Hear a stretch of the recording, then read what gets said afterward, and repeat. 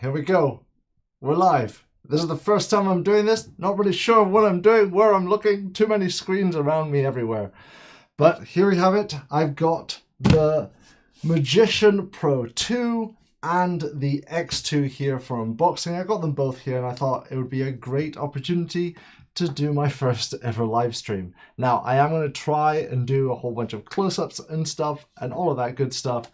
But I guess the first and foremost, I'll ask, how are you all doing and which printer should I unbox first? The gigantic one or the not so gigantic one? They're both pretty big in their own terms, but this giant one scares me a little bit. It's 400 by 400 by 400 and damn, that is real big. And thanks for telling me that my mic works, because I didn't realize that I should probably check that. There we go. There we go. Thank you. Thank you very much. Highly Evil. It's brilliant. You think big box. That's a big box. Tell me which one, big or small? That's what I'll look at in the chat, big or small, and we'll go from there. I have tried to find the profiles for this beforehand, but for a good 2 hours I couldn't find anything. So we might have a little bit of fun slicer wise. I might just keep it easy and go for whatever's on the SD cards. However, I find that's a little bit of an easy hit. I like to test these out. I like to do, more than anything, my crystal tower tolerance test to see how accurate it can do and all of that. So everyone's saying big box, go big or go home. And all right, hey everyone, all right, first ever live stream. This is fun. Let's move things aside a little bit and let's get going with the gigantic, Jesus Christ, Magician box. Something I've found recently of printers, they seem to be getting bigger and a lot heavier. Like, I've been also given down over there, I've got the Quiddy X Max 3. That thing weighs 36 kilos. So it's a big boy indeed. Okay, so opening this up, see what we're gonna get. Oh. All right. I can now use my other camera to give you, oh no! No. You'll see why I'm saying no in a moment. Here, let's go to the other camera so I can show you that. So, there we go, here we go. You see what this is here?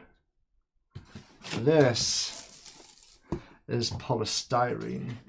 And I hate when 3D printers come in polystyrene because the little balls get absolutely everywhere.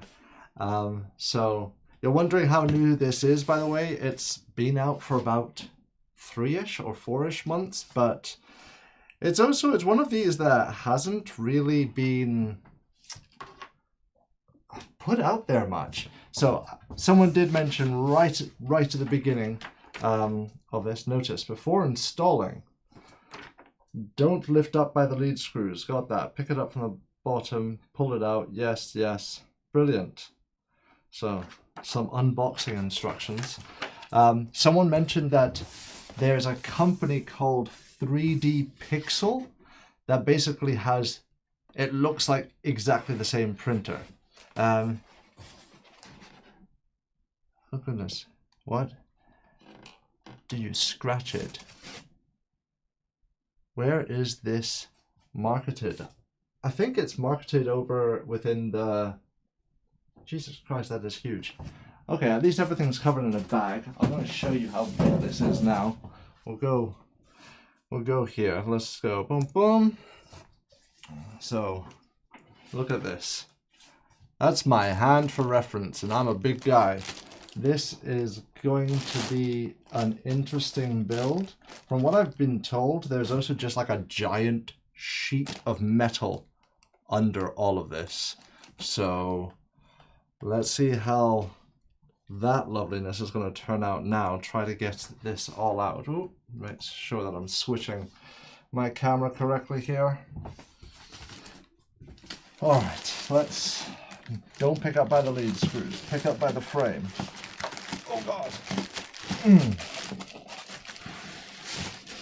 Okay, you know what? Let's just pick up the foam, even though I do not like this part. Here we go. Oh wow, that is big. That's what she said. What? I don't know where to put this. I don't have enough surfaces. I'll put you on the floor for now, because I want to just show you the size of this thing is insane. Look at this. That is big. A lot bigger than I expected. I don't know if this is going to fit on my actual table. This is going to be fun. I just hope that we don't get the polystyrene everywhere, as I'm already starting to see. How am I going to do this? Let's move this down there. Let's have a comical approach to this, eh? Because there is no way that I'm going to be able to open this on the table. Oh. Of course. Do a live stream for a giant printer, he said. It will be fun, he said. Brand. This is the MINGDA Magician. It is all in the literal comment in the title of this. Let's see if I can. I'm going to move this off here to the side, get that focused up there for you guys, and then let's go into hoping not to throw my back out. This Magician, this lovely giant thing is the Pro 2? Yeah, the Pro 2, Magician Pro 2. All right. Oh, wow. Oh, goodness me. That is the big. Let me switch over quickly while I put this on. That is very big. That is the base. Anything else in here? Oh, goodness me. Nope. Okay. Big box. Move this off to the side.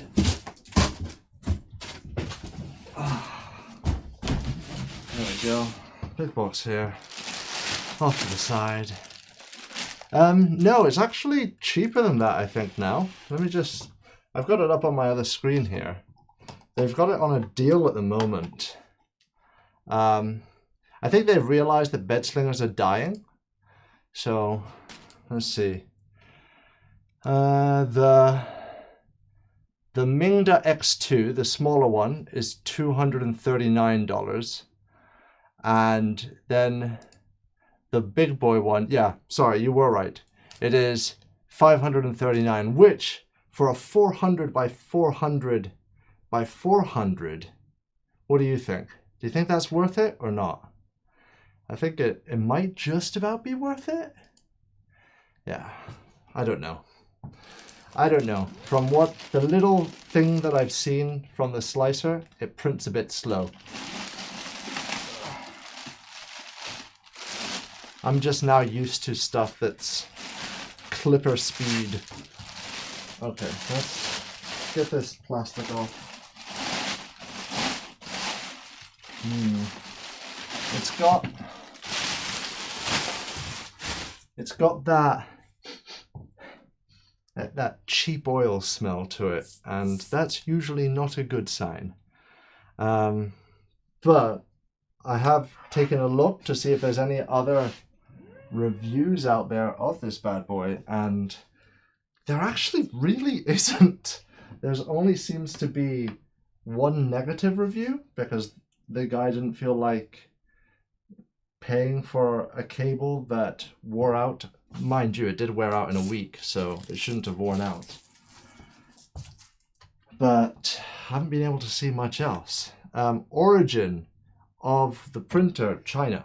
From what I've seen, it says China on the box. MINGDA sounds like quite a Chinese name to me. Man, but this is big. Okay, let's see. Well, let's get to the other parts. Come on, you can do this. I believe in you. Here's our lovely Gantry.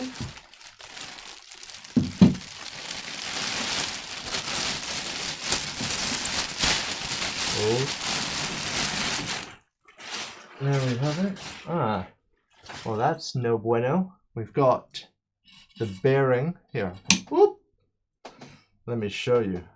That's why I've got a B cam for this. So we're going to go to the other one quickly. This lovely thing here, let's see if I can get that in focus for you guys. There, it's fallen out from its lovely little injection molded slot of goodness there. So, warning, feelings are coming. I just hope that it's decent. Let's just say it's gonna work. I'm just gonna push this up. Maybe it just had a little bit too much oil. Yeah, it's pressure fit, and it seems to be going back on quite nicely. Oh, ow. That is a big frame. Right, there's nothing saying that I can't put it back down like that. Notice before installing, don't do that, don't do that, don't do that. Okay. Ha! Of course, because screw you, Jonathan.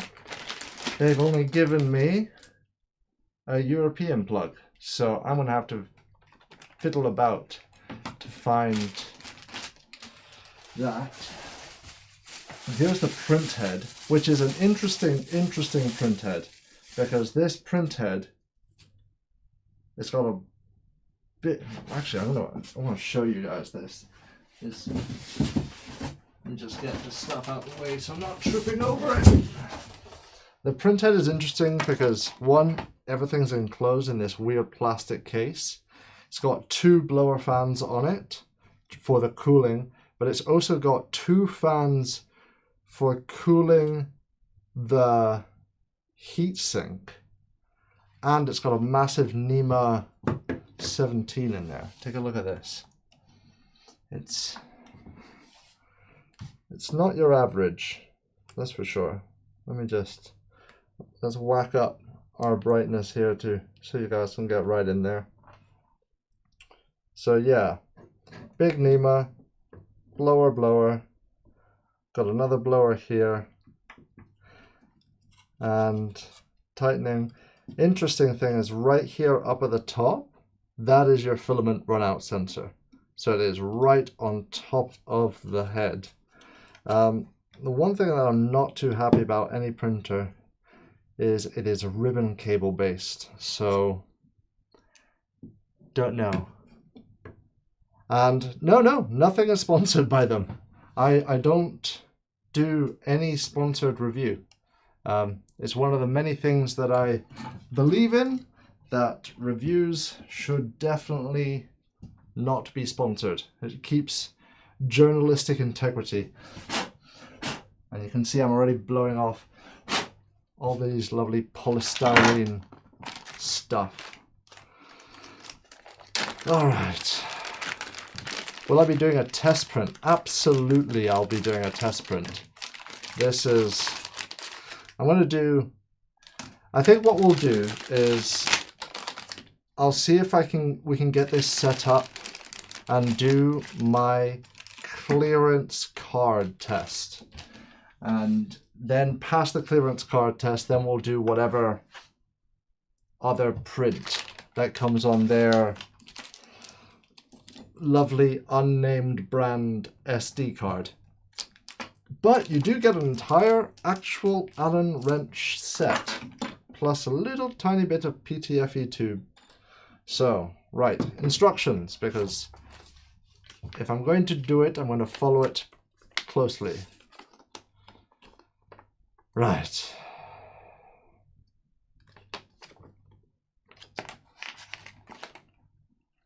Okay, so first push print bed all the way back.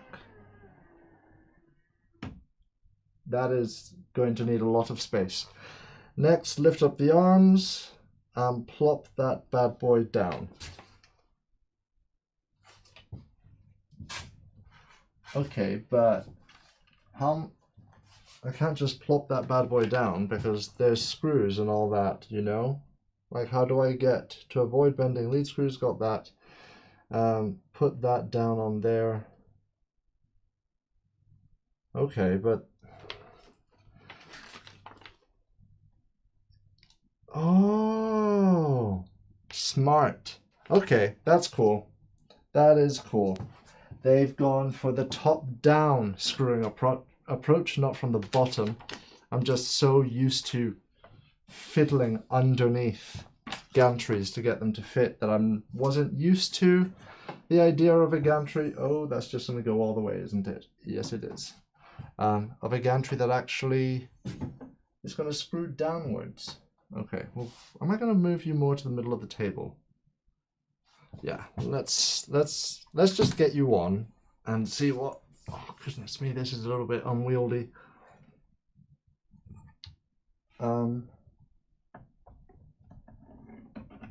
Okay. Oh man, that is snug. Please tighten the ribbon cable.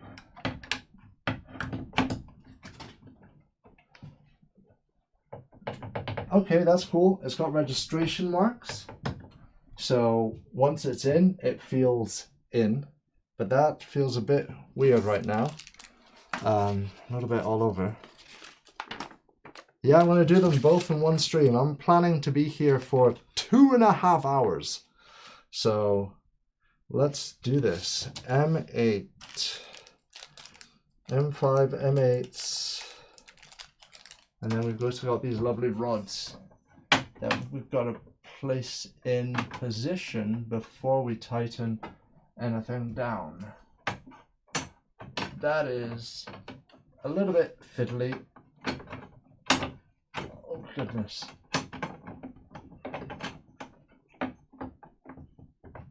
Yeah. By the way, if you're seeing that I'm doing anything obviously stupid, do let me know. Because, yeah, I do have 2 channels. We have Keep Making and Maker Tales. Long story. Long, way too long a story. Okay, that is looking good here. This, oh man, I hate ribbon cables because I don't know when they're actually in place. And then especially, oh wow, that is going to be a lovely bundle of joy to put together. I'll show you that later, but let's screw this in place now. Of course, they've put them all into one bag, because why not? So these are all the M5. Yes. And then we've got little ones up at the top, right? They're not telling you all of the instructions. Yeah, the M5s, completely different screw type. Oh, okay, there we go. Those there, those there, those over there. And yeah, I did change the name of this channel to Keep Making, because Maker Tales to me has always been about making crazy artistic projects, and I just wasn't feeling that happy with it all. So I decided, you know what, let's make me happy. I'm gonna do a boo-boo and just push this up. You should, there you go. I wasn't feeling super happy and inspired with Maker Tales. I went with the idea that I was going to just make Maker Tales like an entertainment-based channel, and then I realized, well, why am I going to do that when I already have a whole bunch of awesome makers like yourselves here, and make another whole channel for keep making? So I went, no, I'm going to just start Maker Tales from scratch, where I'll do all my crazy projects, and I will put, and that's basically it, and I'll change my name. I have lost the actual handle now though of Maker Tales. The new channel is called The Maker Tales. What brand of tea do I prefer? Ooh.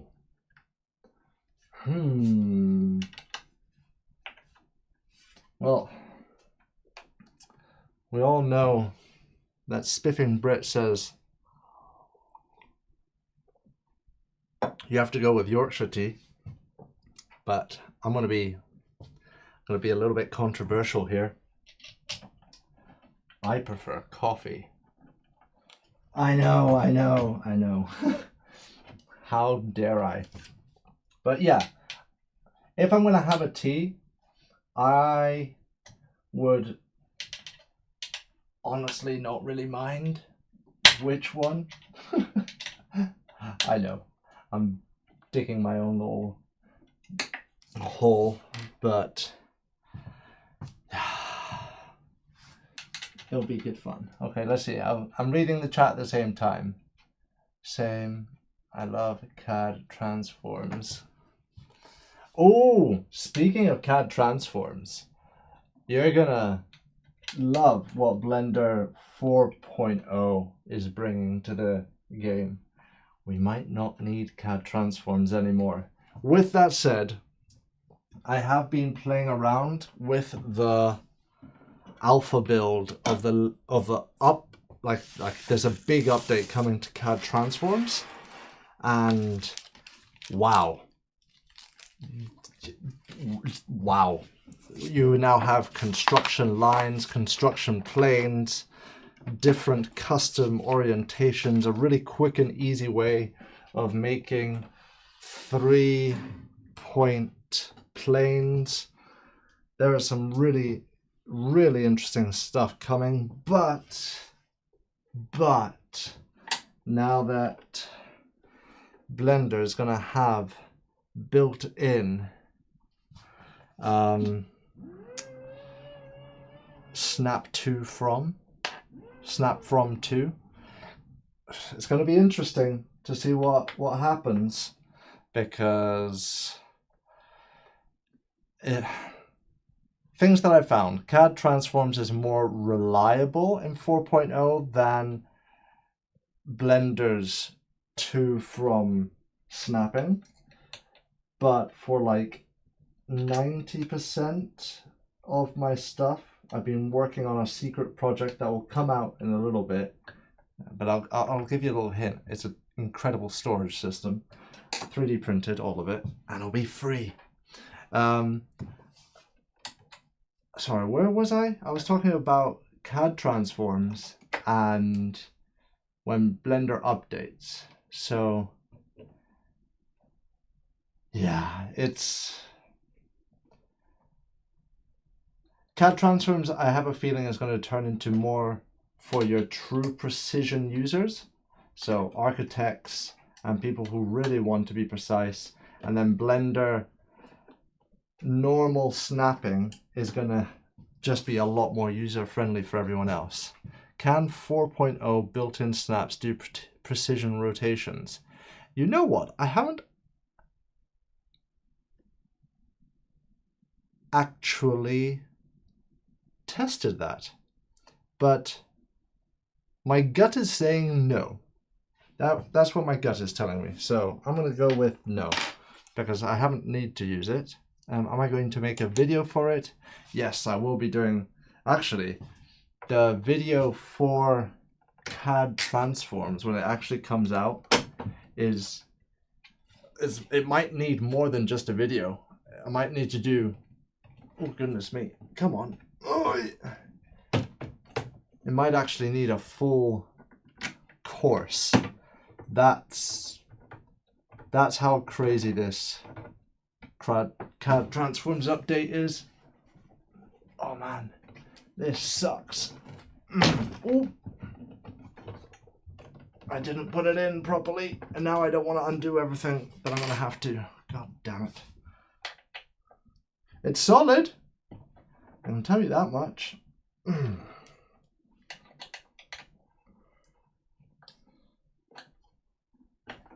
And because this is going to be a slow printer, I'm trying not to rush, but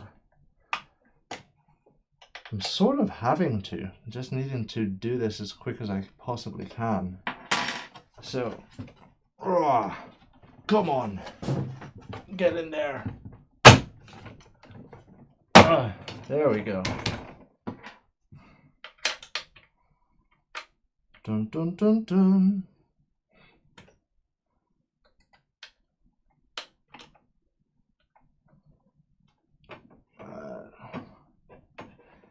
You think this is built for speed?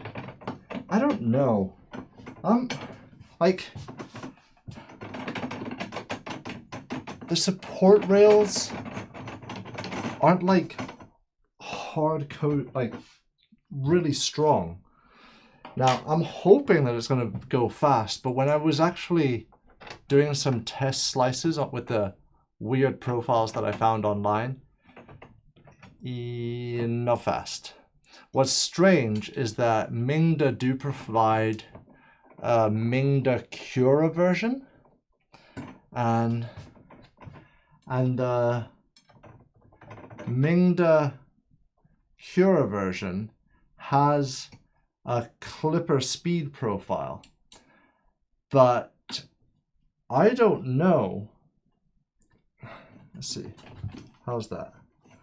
Okay, that's less wobbly, but I can still move that pretty easily, and I've tightened everything down. Do they want me to tighten down those as well? And I'm supposed to put one more in a really finicky place as well, right? Yep.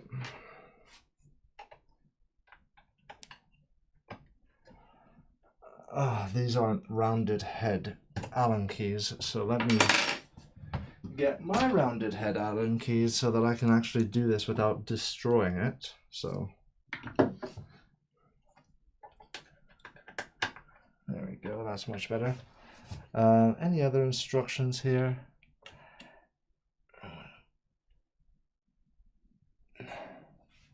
Yeah, I think, do I still use plasticity and is it worth it? I'll tell you that in a moment. I think that the main reason why they have this is so when you're printing up here and this is wiggling about, that it doesn't wiggle about too much. In my first ever printer, which is the CR10S, that was one that I added the extra supports for, because when I found that the higher I went up, I was getting more wobbles. So I was able to use that to remove the wobbles. Now, no, these are just bolts. There's nothing, there's no way of securing those. So we'll just have to see what happens, because in what, 3-4 weeks time, the actual review video will come out for this, and I'm going to do a full bed size test, like all 400 by 400. I want to really test this out. And then the question was plasticity. Is it still worth it? Yes.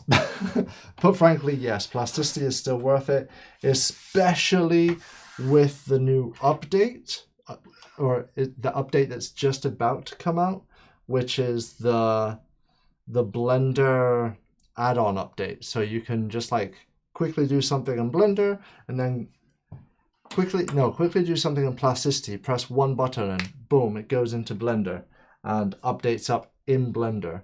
So it's going to be sort of like a strange modifier, like increased modifier plasticity is going to basically be a giant modifier. That's the way that I'm going to look at it. Okay, now I want to show you the pain in the ass thing that I'm going to be doing right now. So let me switch you up. Let's see. Oh goodness, too many things. So boom. So right way over in there, I have to put those in. Those into that little thing, and this is the size of my finger. So yeah, this is going to be a challenge, and the bed doesn't move so that it's out of my way either. Actually no, if I go completely forward, it's out of my way a little bit, so that should be a little bit more usable. So what angle do you prefer? This one here or out front while I'm fiddling my fingers to get this plugged in? And I've got to do the same for the other side as well. So let's see. I'm gonna see how on earth am I gonna get into this. Hello. Okay, so this side one, pretty easy. That goes to there. That one goes into there. Yep. Good, good, good. And now, oh no, no. Okay, no. They've actually thought this through a little bit. Take a look at this. It's actually, let's see if I can focus up. It's actually 2 cables here. And all you have to do is connect them up. Thank goodness me. Because if I had to do that any other way, I would not be happy. Less door, more bed. Less door, more bed. Okay, here we go. Let's get that plugged in there. Click. And we'll do the same all the way over here. It's pretty nice. It's actually a pretty simple assembly process. It's just big. And with it being so big, it's a little bit unwieldy. Ow. How on earth? Okay, let's move you around.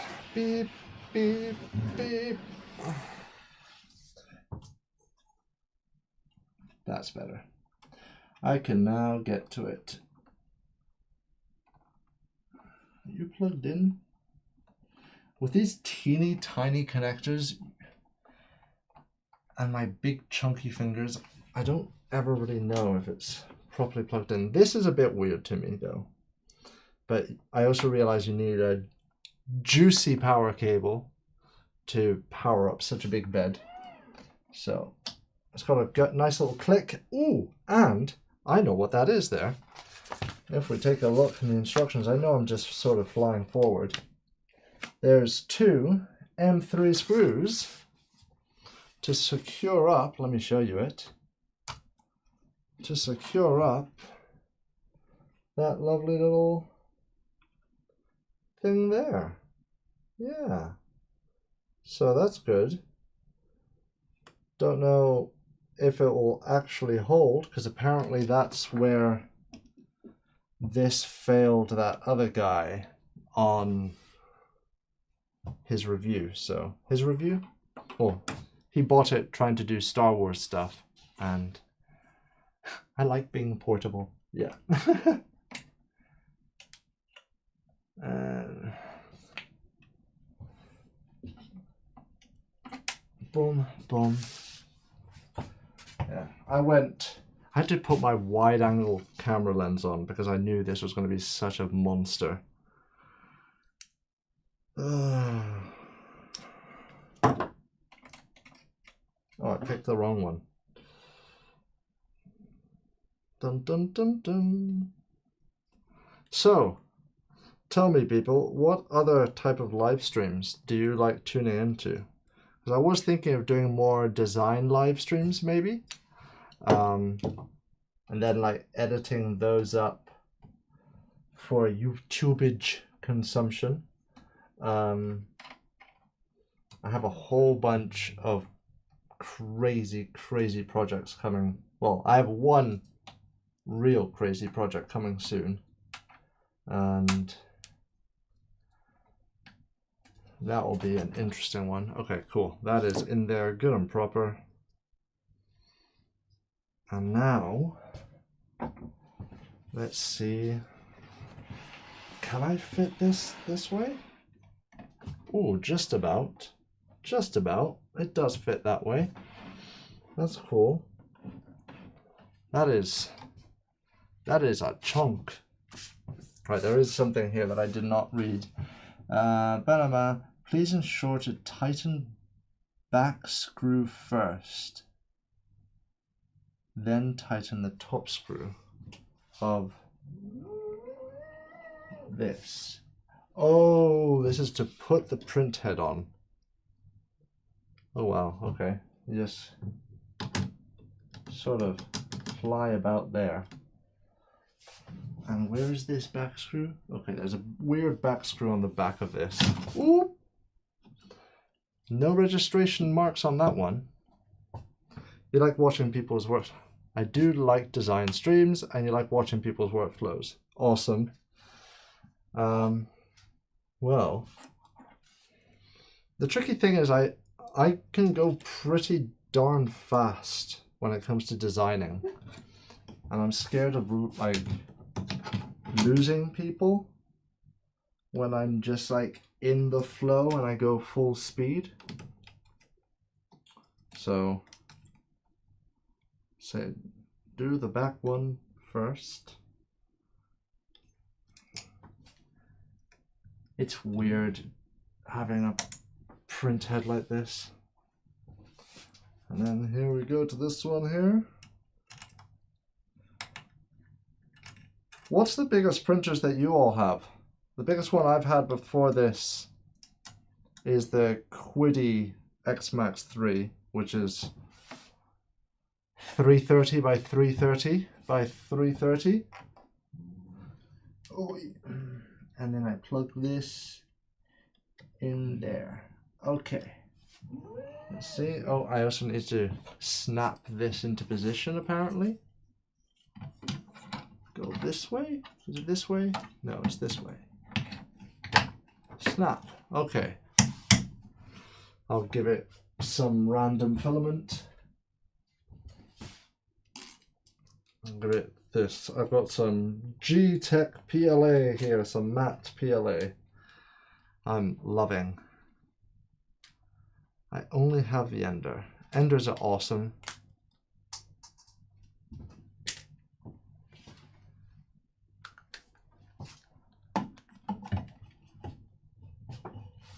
Okay, and down you go.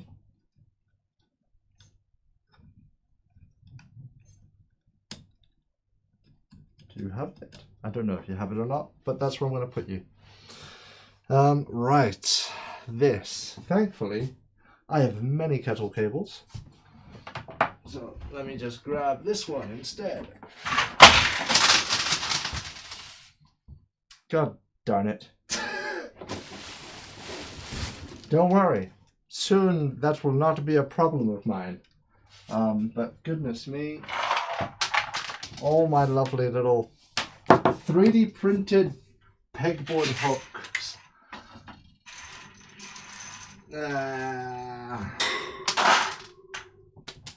Done, sorted.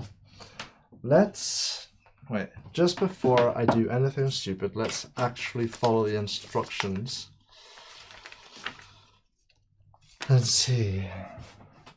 Power cables done. Both of the Z done. Back screw first, then the top screw, then the ribbon cable. Done. Then plug in the power. Once you plug in the power, turn it on. Interesting.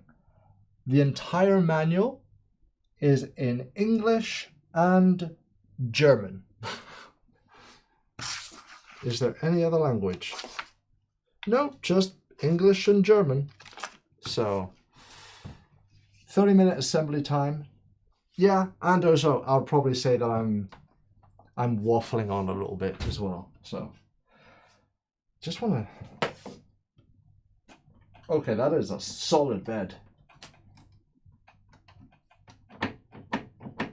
Still a bit of wobble this way on the axes, but right, here we go. Let's plug this in. Let's see what's going to happen. Please don't blow up.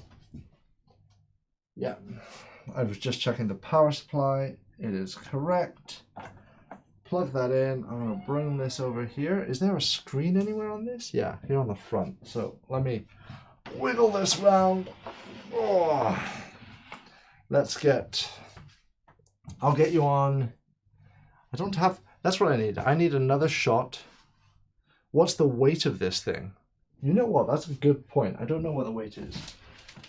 I think the box. What is this?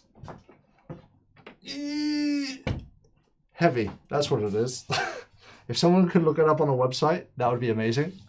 But let's see. Let's see. We can now take a look at the screen when this goes on. And I have a feeling that it's going to have a shockingly bad viewing angle. So I'm going to go on to the other camera here. I'm going to turn it on and see what happens. Oh no, the viewing angle's not too bad. Straight away up. Yeah, okay. Not too bad. It is noisier than I expected though. Quite a bit noisier than I expected. That's a little bit bright for you guys. Let me go zoom you in. There we go. This thing is huge. Huge! Okay. Now that we've done that, let's get this up and running, right? Oi, go to the other camera, please. Why are you not going to the other camera? There we go. Let's go on to the other camera. Actually, that is really noisy. So, it says plug in, turn it on, click leveling on the main interface. Leveling. No idea what she's doing. It's heating up the hot end. Right, so this is now up and running basically. Shall we get on with the other one?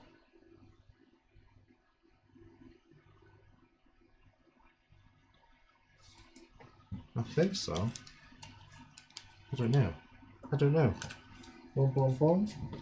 I need some water or more coffee.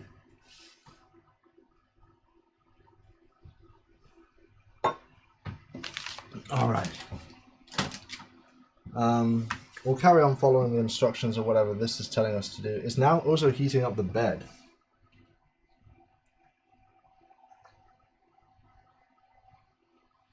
Nothing too fast though. It's going to take a long time to heat that bed up. So let's push this on onto the side. Do you use a temperature monitor? Well, what I have here is this. We're currently at 34 and this says 35, so not bad, not bad. We'll see what it does. We'll see what it does. See, it says 36, 37 now. 36, 37. Yeah, so it's referencing from underneath, and I gather it's going to have a big sheet. Yeah, it is a big sheet of aluminum underneath the entire build plate. So it's reading the temperature of the aluminum, and then that's going to go through it up to the top. But we'll see. I'm just going to let it do its thing. We're going to follow it by the letter. Any hot spots? Ooh, good point. let's see, we got over here 40, 41, 40. Let's go over here. I've never actually tested for hotspots.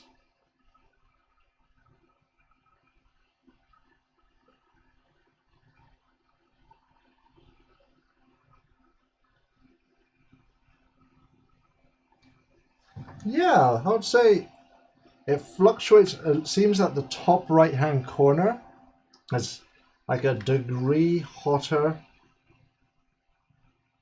or the center is a little bit hotter than all the outside bits, which sort of makes sense to me. Maybe? I don't know. Okay, let's leave that going on the side, and I'm going to go, hold on, what was that? I don't like that.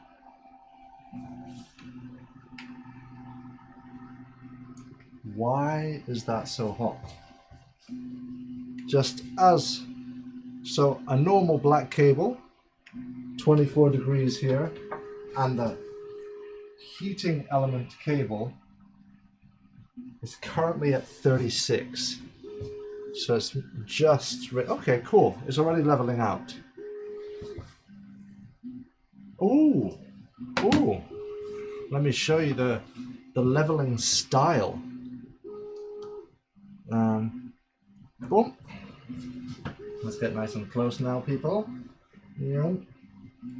So it is touching the bed. I doubt that that is conduction, though.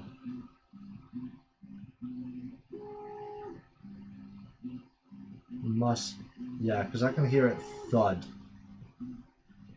It is definitely thudding on the plate itself. So it's doing, goodness, what's it called? I don't know. I'm not super techno on all of this, but it's basically just reading what the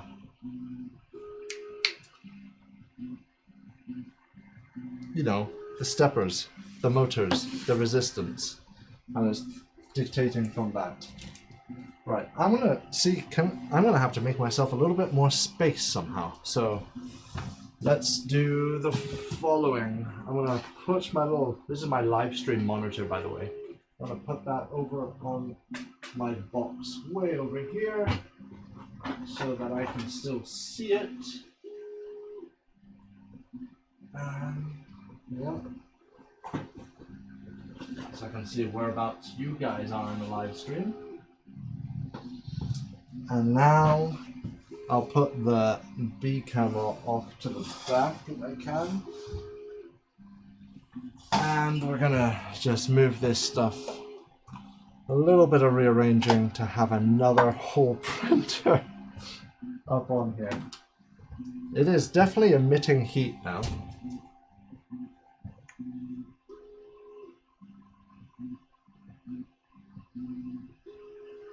Solid 49 all over. Bit of a random number to be on, but okay. And I'm just going to move you just a touch over here, maybe angle you a little bit. Yeah,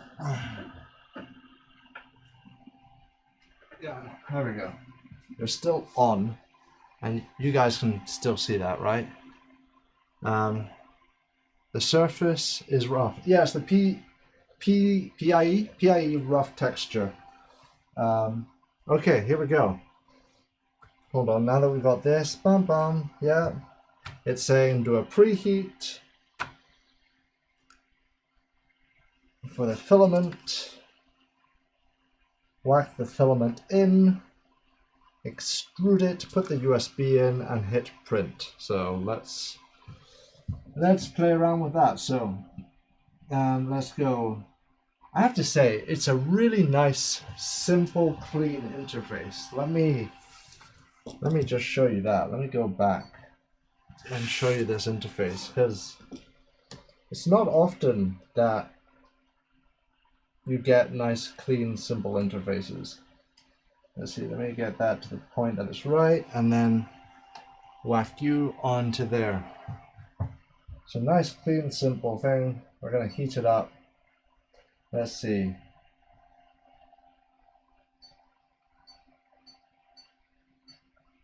We'll go to 205. We'll just go to 200. It's normal, simple PLA, nothing crazy.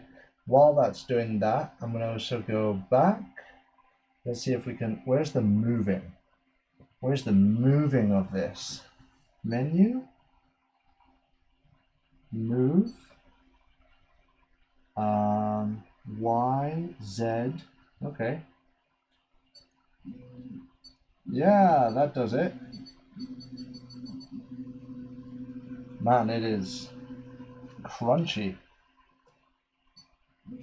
That is some hard steps on that. And where's the extruder? Because the extruder gets its own. Yeah, extruder has its own. Temperature, we're there. We're just going to hit load, see what happens here.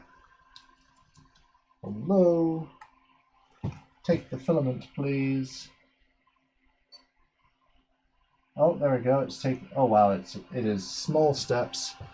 Let me move you up to here so you get to see the Z filament coming out.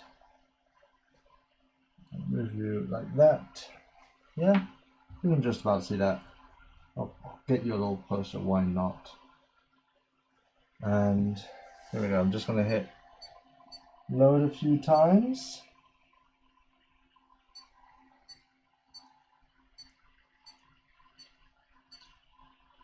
Got quite a bit of travel before anything comes up.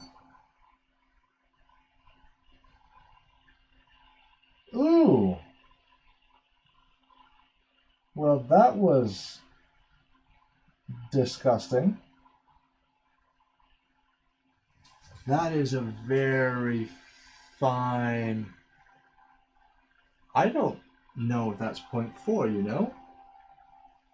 That does not look like a 0.4 extrusion to me. That is... Well, you know what? I'll find out when I'm slicing.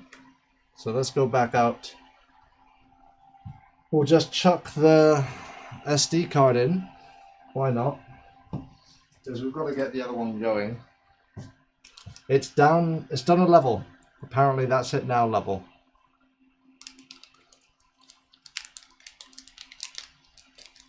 What is that? A film on the screen? No, it is a captive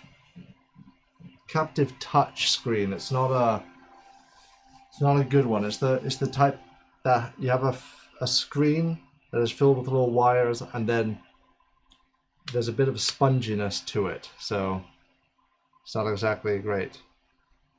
It is captive touch.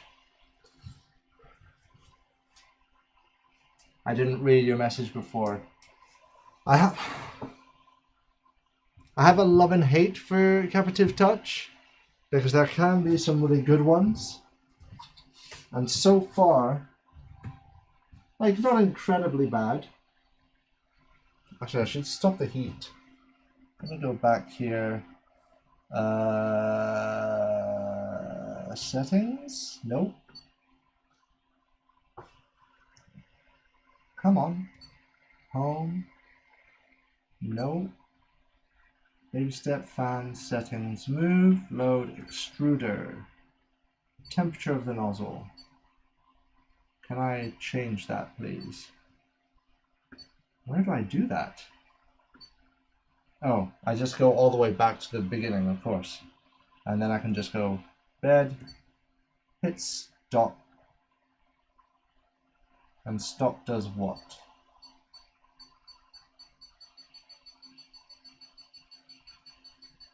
Just whack the nozzle all the way back down to nothing. Okay, now that we've done that, let's go into menu. Where's the print on this? Having to learn all these different interfaces.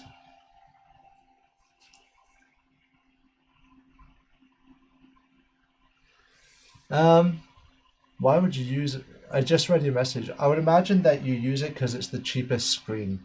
It's the cheapest touch screen out there, no? I don't know. You tell me. I think it's the cheapest one, but maybe it's not. Info, made, media inserted. Where do I go? Oh, you know, the big print button. Going to the SD, we're gonna go to, apparently there's an Angel. Would I recommend this printer? Honestly, I have no idea yet until I actually test this out for a week. We'll see. Okay, let's see. Does it tell me how long this print's going to be? Because I just said okay to a print and I have no idea what size it is.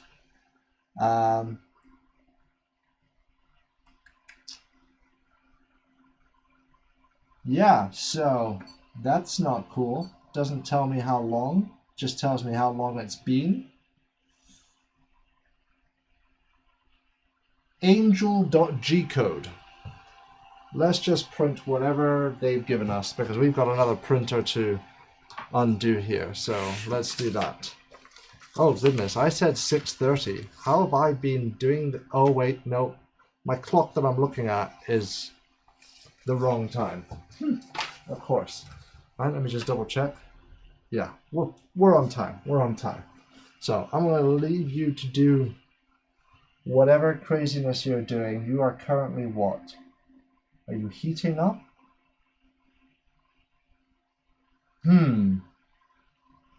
Not a fan of this. I have no idea what it's actually doing right now. It just shows a timer, percentage. It doesn't tell me if it's heating up or anything right now. Oh no, it does show me. Ah, okay, okay.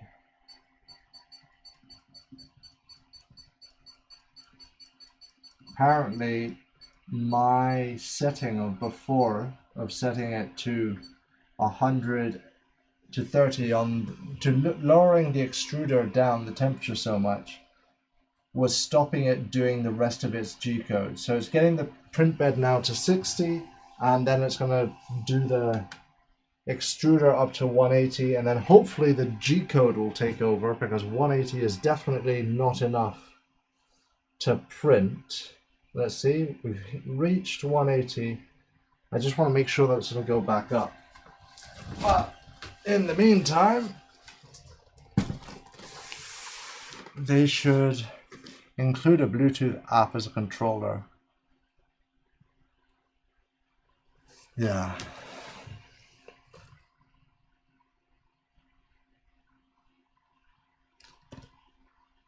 Oh, I see what it's probably doing. It's probably heating up the bed first, and then it's going to overwrite my... Yeah, there we go. It's gone to 200.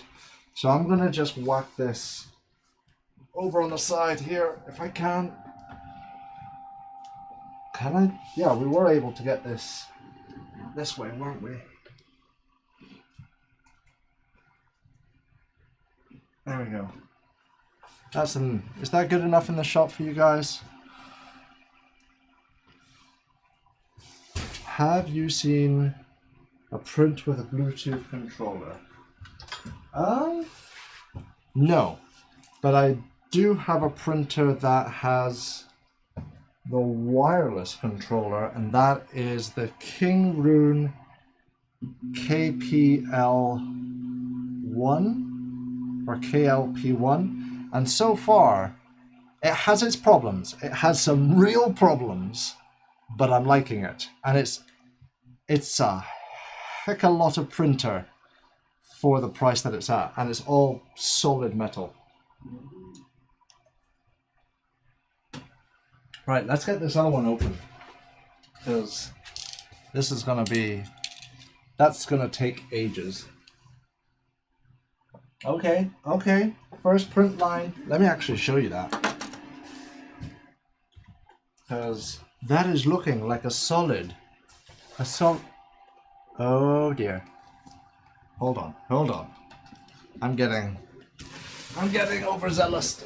Let's actually take a look at what's going on here in this first print layer, because That is not looking so great for a first print there. So we've got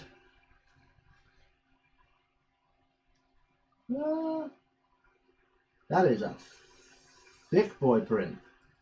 Why is that? Like the purge line here was perfect. Yeah, absolutely perfect. But then, oh, I know what it is. It's doing a raft.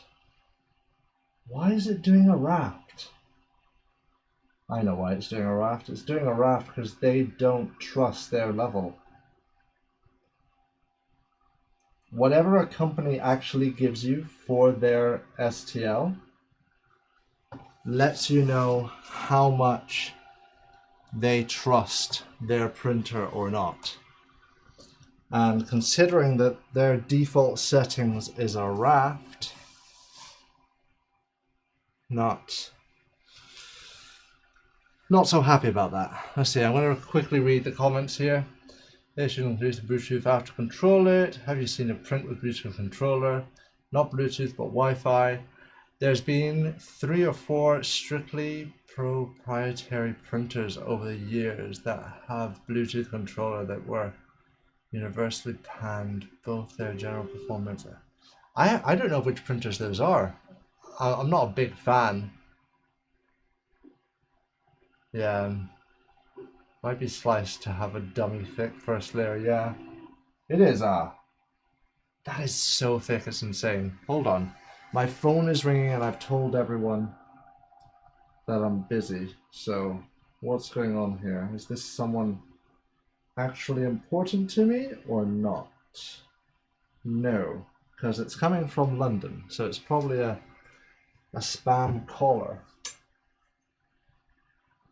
I haven't printed with a raft since the Zortrax, which is my first ever 3D printer that I tried.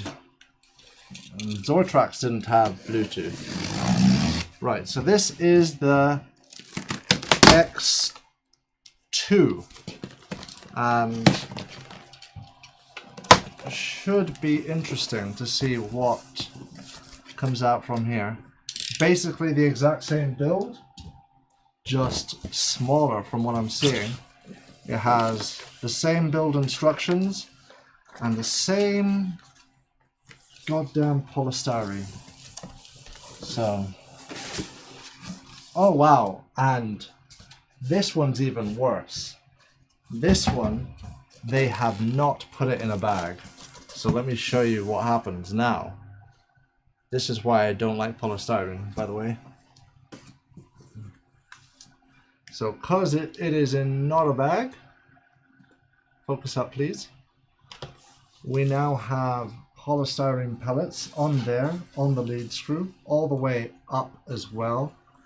Everywhere it's just going to get in, especially with the grease. Let's see if you can see there, just how lovely and in there it's going to get.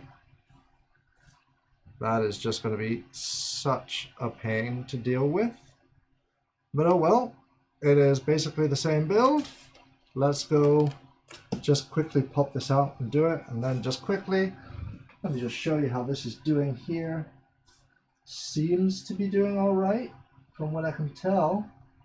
Nothing out of the ordinary. It's your bog standard raft.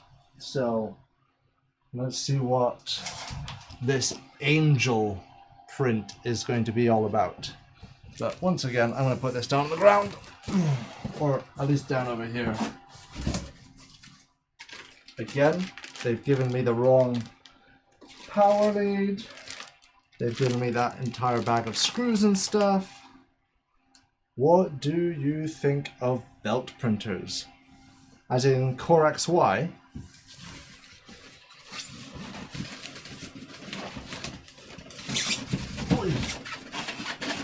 Come on. Come on. Okay. Dual lead screw and... oh, goodness me. Okay. Do you see this madness? There's polystyrene absolutely everywhere.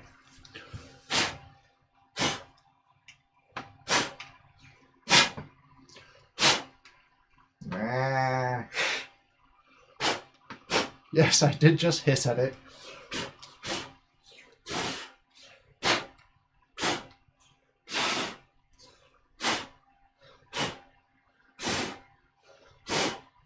I'm getting lightheaded. Woo. Give me a moment. I need an air compressor in here. I only have one in my clean shop. Actually, that's not true. I've got a little airbrush one. I could use that. Okay. Might be sliced for a dummy. 10 a.m. I don't know what that is. Do you think belt printers? What are you printing? So what I'm printing on here is whatever is on the file. It's called Angel. No idea what that is. If you feel like looking it up for me, that would be awesome. It's called angel.gcode. And yeah, we'll see how far we get with this, because I could already printed my clearance card by now. But let's get this up and running, and then we can whack a different print on. It seems like the exact same extruder build here, like, yeah, the exact same extruder, which hopefully is a good one. Oh man, I hate polystyrene.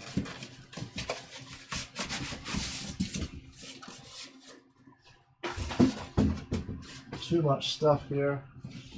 Wow, this is, ow, damn, that was a shock. I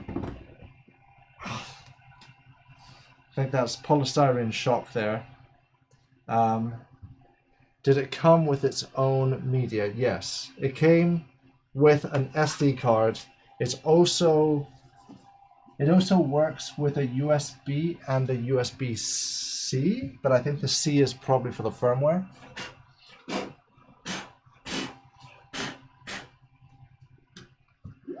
I'm so scared of, what is that? Okay. Okay, this is one of those side ones. Take the film off that. I hope this is just a quick print, because if not, it sucks. Yeah, those are there. This is going to be a screw from the bottom, isn't it? It is indeed. This one is all plastic, and this one has the metal base, but then basically it's pretty much that. These two look identical to each other, honestly. It's quite funny. Alright, let's take a look at these instructions. Did it come with its own media? Any wireless? I don't think so. Let me quickly check. Wireless setup is usually put into here. Software instructions. It came with a Cura setting inside of it for PLA Plus, but nope. No wireless setting in here. Nothing at all. So that one's not wireless from what I can tell. No Ethernet port either, but let's take a look at this other guy.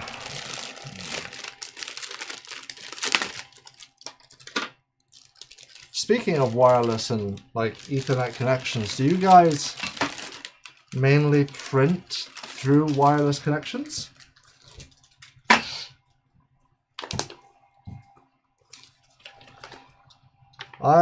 The only printer that I print wireless with is the bamboo one, because they've made it so simple.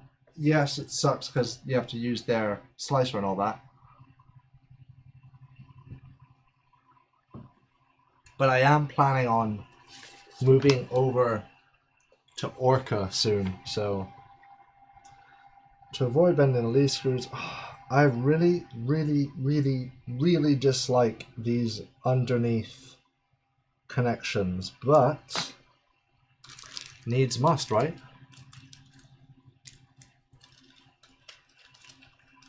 Just a big ass plain Jane printer. Yup. Well, it's not that plain. Like if way back when, like back in CR10 days, if this bad boy came out with the auto bed leveling, which I don't understand why they didn't do that way at the beginning, it would have been a winner. It really would have. Because bed leveling, we all know that 90% of the problems are level your bed. So if you can take that pain out of the equation, people will be happier. I sort of feel like anything that is, quote, beginner friendly is, in other words, it levels itself. Because manual leveling sucks, but at the same time, it's a pretty interesting thing to learn and do it properly, so then you can actually understand the tolerances that the printer needs. Okay, because I don't like putting these on the side, I'm just going to, you know, just precariously have it off the edge of a table. And now make sure that I'm getting the right screws here. M4.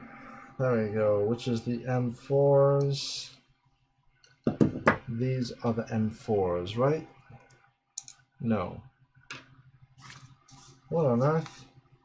M5s to M4s. So the M5s are right here, and the M4s on the side. So there's other side brackets here. I'm back.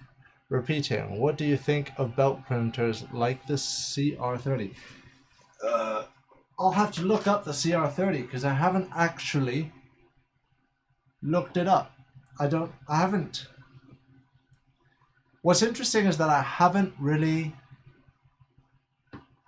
done much with Creality printers since the CR10.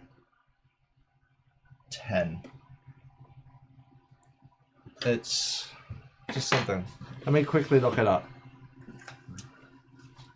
Will I post a review on their website after you've done testing? Well, it's up to them if they want to put it on the website, but I am going to be posting a review of both of these in the next coming weeks. Like, I've got to do a lot of printing with this bad boy, see what happens with it. I've got to do quite a bit of printing with this. It's a smaller build plate, so it'll be easier to do. So CR30 images. Oh! Now I know what you mean by belt printers. I've never used one. I would love to use one, and I would love to experience it. But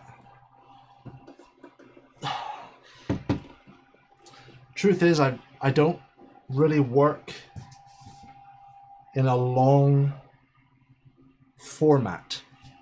So until I have designs that are specifically for a longer format, then yeah, it would be pretty useful. Conveyor belts, yeah.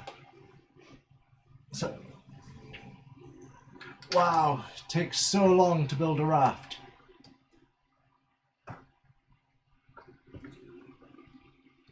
And now, finally, it's actually now getting on with the print. So, it looks like a pretty big size printer. Oh! Printer? Pretty big size file. But, taking a look at the raft and the first layers,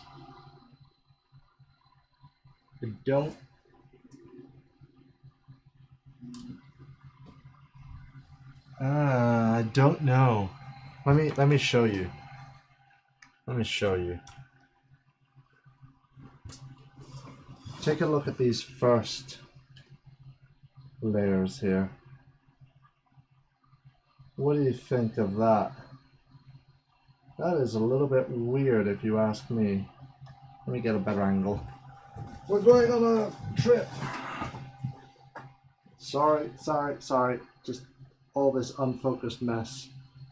I'll get there in a moment. That first rim layers are not looking so hot. They're supposed to be touching each other. Why are they not touching each other? Come on.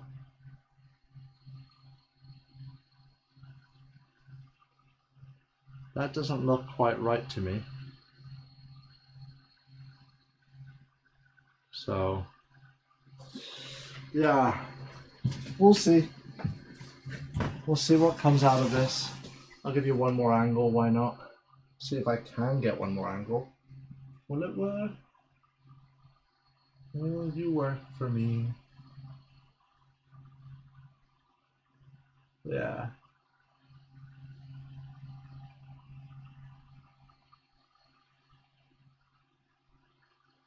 I don't know. Doesn't look that promising to me, if I'm honest. But who knows? We'll see. Maybe it needs tweaking, but I like to review things without tweaking them. I like to see straight out the factory. What are we working with? That's a little bit loose. There we go.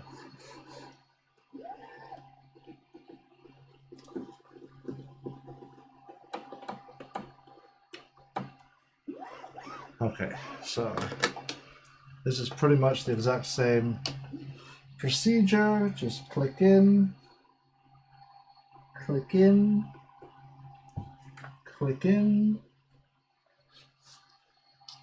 and the head and the other screws on the side as well.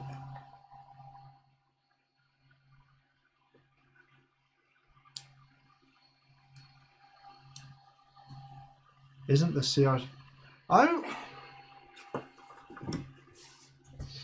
See, I have this thing that if you're going to be printing a whole bunch of parts,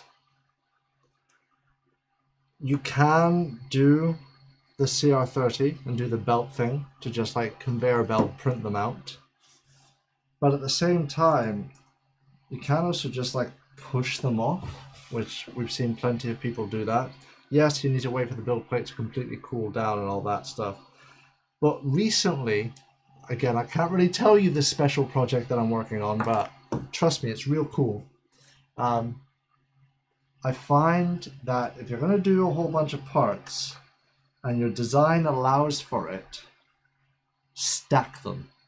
As long as you iron the mating faces, then you're able to pretty much just print straight on top of each other. They should come straight off if the printer is calibrated to a pretty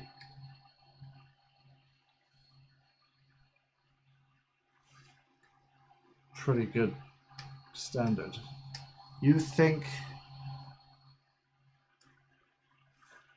that the extruder isn't hot enough? I shall double check. Let's see. PLA here is telling me it is between 190 and 220. And if I go all the way to the front of this screen, oh, we are currently, you are right, it's only at 180. Why did it do that? So let's put that up. Heat the nozzle. We'll go for what? 205. Let's go for 205.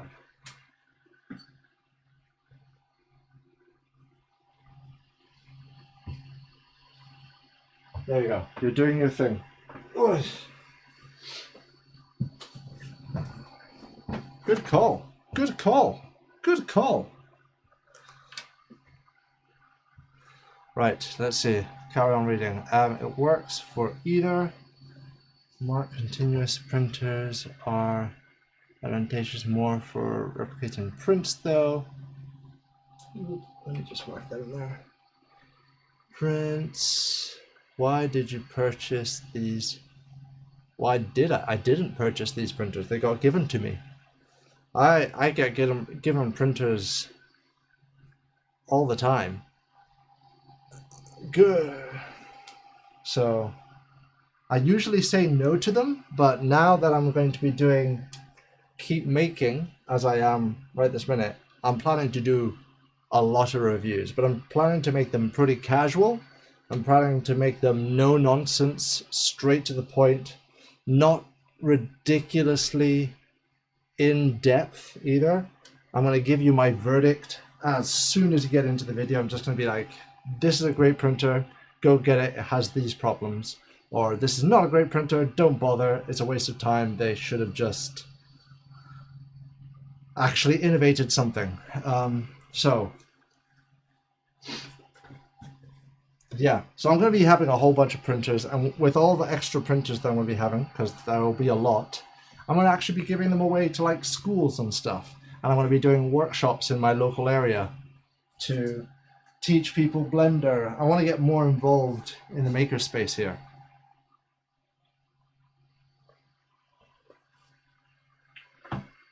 I do sponsored videos. I don't do sponsored reviews. So they did not ask for this live stream. If I told them, hey, I'm going to live stream this, they might say, oh no, don't live stream it because there could be a problem. And I'm like, good. If there's a problem, I want to point that out. Hey, Michael. Glad you were able to catch a little bit of the stream. It's been interesting. This printer here is huge and unwieldy. It's 400 by 400 by 400 and it is pretty crazy.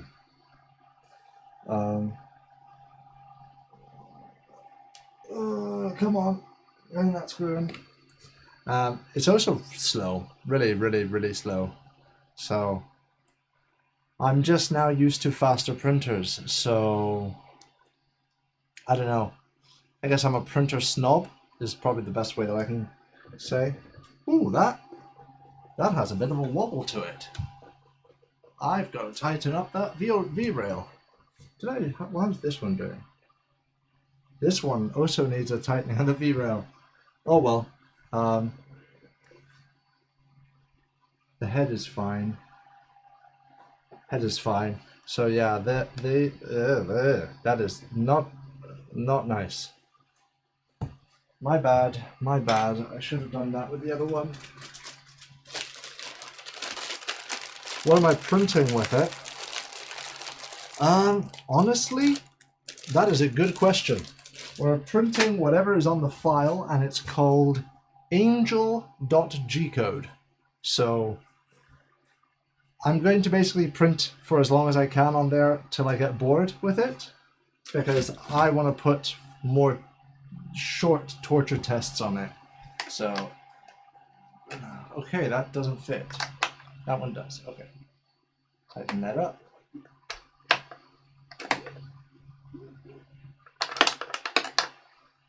And you as well.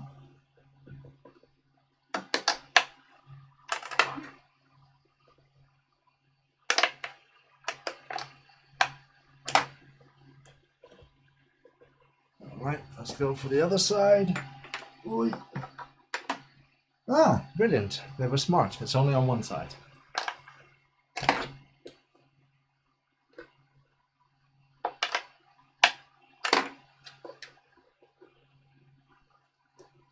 That has still got some play to it.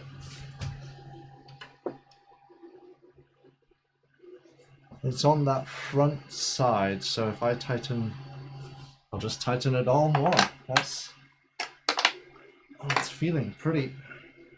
Okay, there we go. There we go, that's feeling a lot. Whew. That is hot. This is a little heater, isn't it?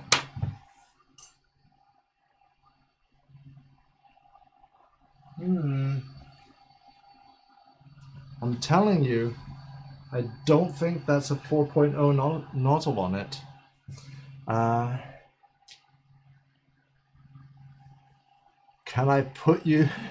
Can we put us on the heat plate of the moving printer?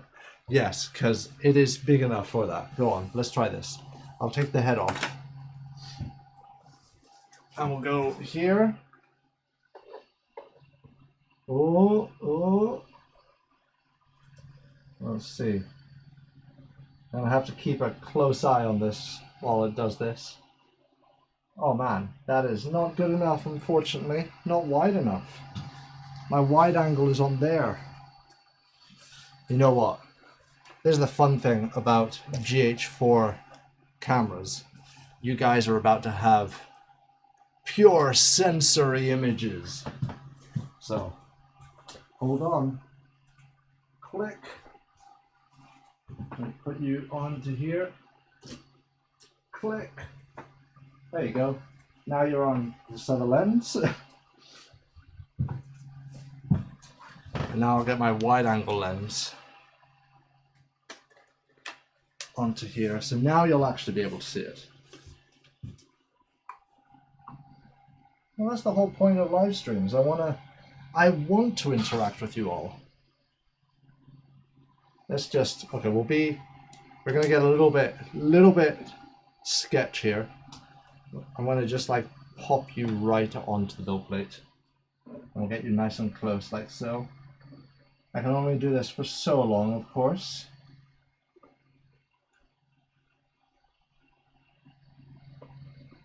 There we go. I have you there. Get ready. Here we go. Boom. There you have it.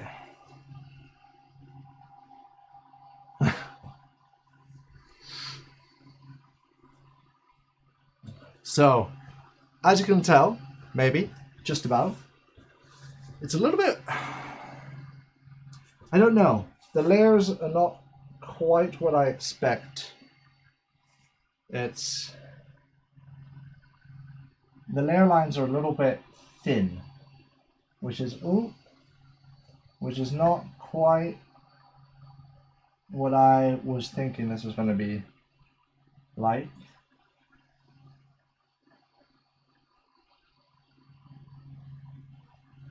Yeah, hold on. We can get a good fun thing with this wide angle lens is we can get real close to this. So,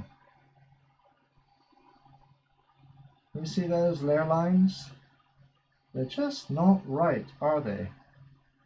There's something off. And yes, we've heated up more, I'm pretty sure, but it is doing something weird.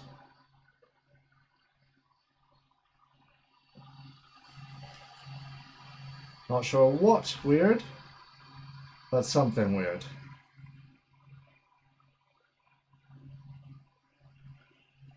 It's just looking really thin. Like even for 4.0, like that is pretty thin. Okay, I'm gonna take it off the heat bed before I cook my camera. So let's get you back on to that one. So yeah, there's not entirely sure yet. I think once I actually get to see it, like whatever it prints a little bit better, then I'll be able to see.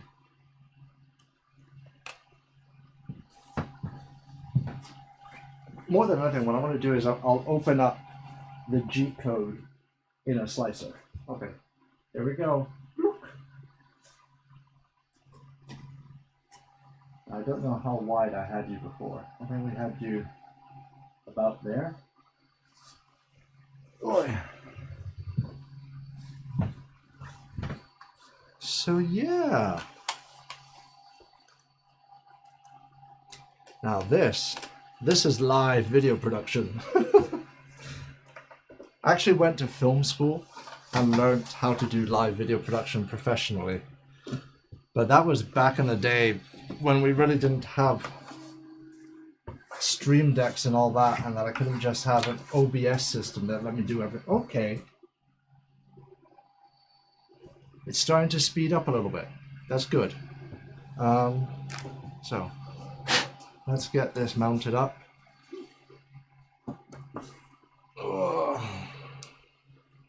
Come on. Yep, that's that one.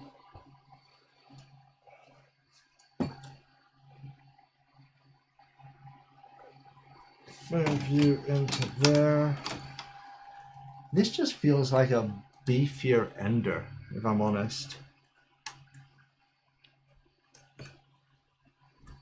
Let's get that in there.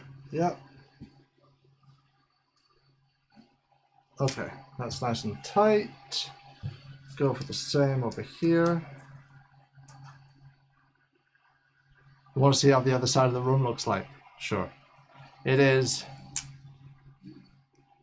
a bit of a mess. Oh, wait.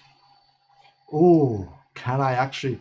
Okay, I can show you as much as I can, but I can't show you over there because that's where the secret project is. So let's make sure that's there. Let me get this a little bit darker. Okay, you can't see the secret project. That's good. Here we go. Click. Oh, other way. Click. So here's the other side of the room. It's a lot of mess right now.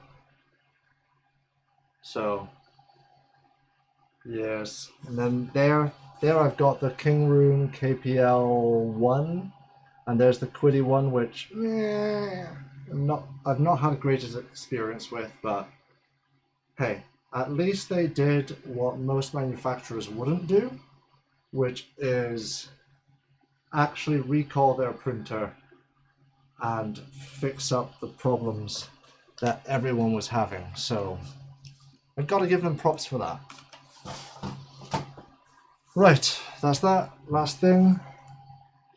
Whack this in. That's in.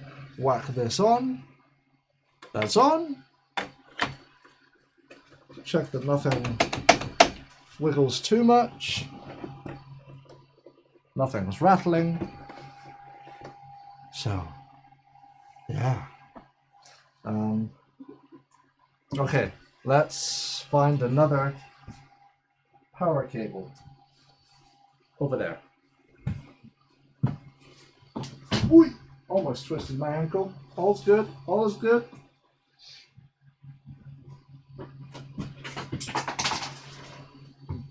Don't worry. All is fine. Just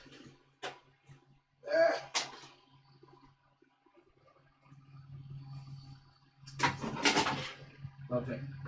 Just gotta remember this one is from the King Room printer. There we go. Okay, that is the most I can put onto an extension cable. So, plugged in. We'll turn on and we'll do the thing that we did last time. Yes, the wall storage system. It's a lot more than just a wall storage system. A lot more. But let's just leave it at that simple. That's simple. It's not okay. Look, it's speeding up now.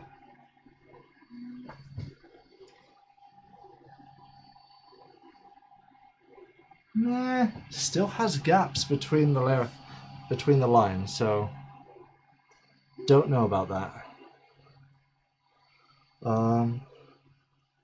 Yeah. Okay, that's that. It is hot in here. Like, Where are we at?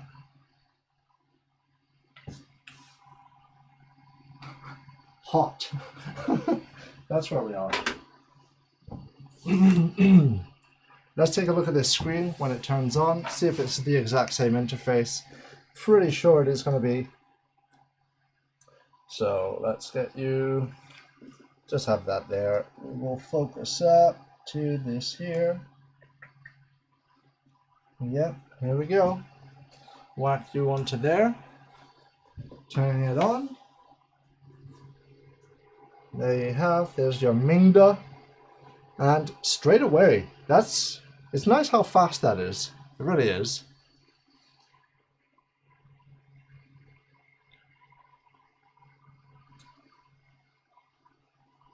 And yeah, let's just do what it tells me to do, which is go to leveling, and it will now do its thing. I have that over here. Make it a little bit brighter for you guys. Focus up on there.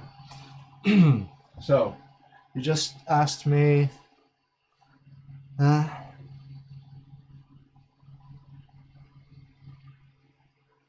my cleat wall. Yep, I love cleats. And this system works with cleats. I'll just tell you that much. It works with cleats. You can have cleats on it, off it. It's incredible. And then, strange you don't use that for the pegboard behind you. Well, I do. My entire pegboard behind me is actually, well, it's going to take a while to heat up. So let me just show you. My entire wall here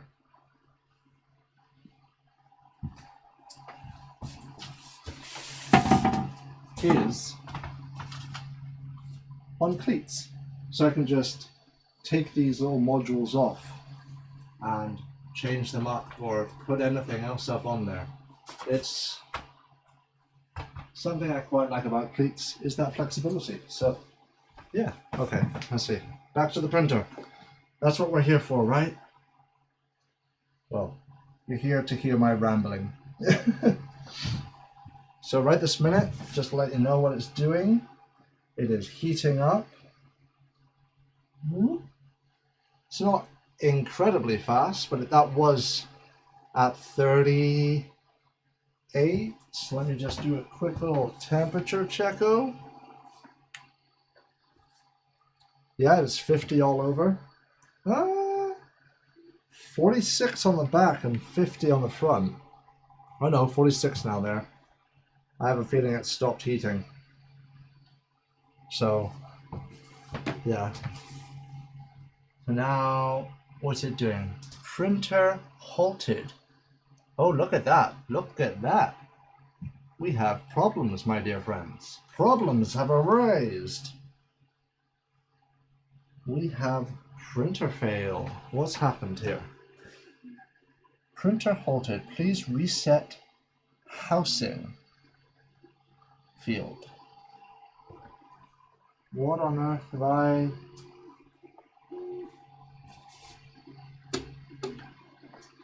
That's what I've done wrong. User error. I forgot to actually tighten up that goddamn ribbon cable there. Let's see if you can see it. This thing here. Ah, oh, God, I hate ribbon cables. Okay. Well, I'm not going to show you that all over again, so let's go back here. Let's turn this back on.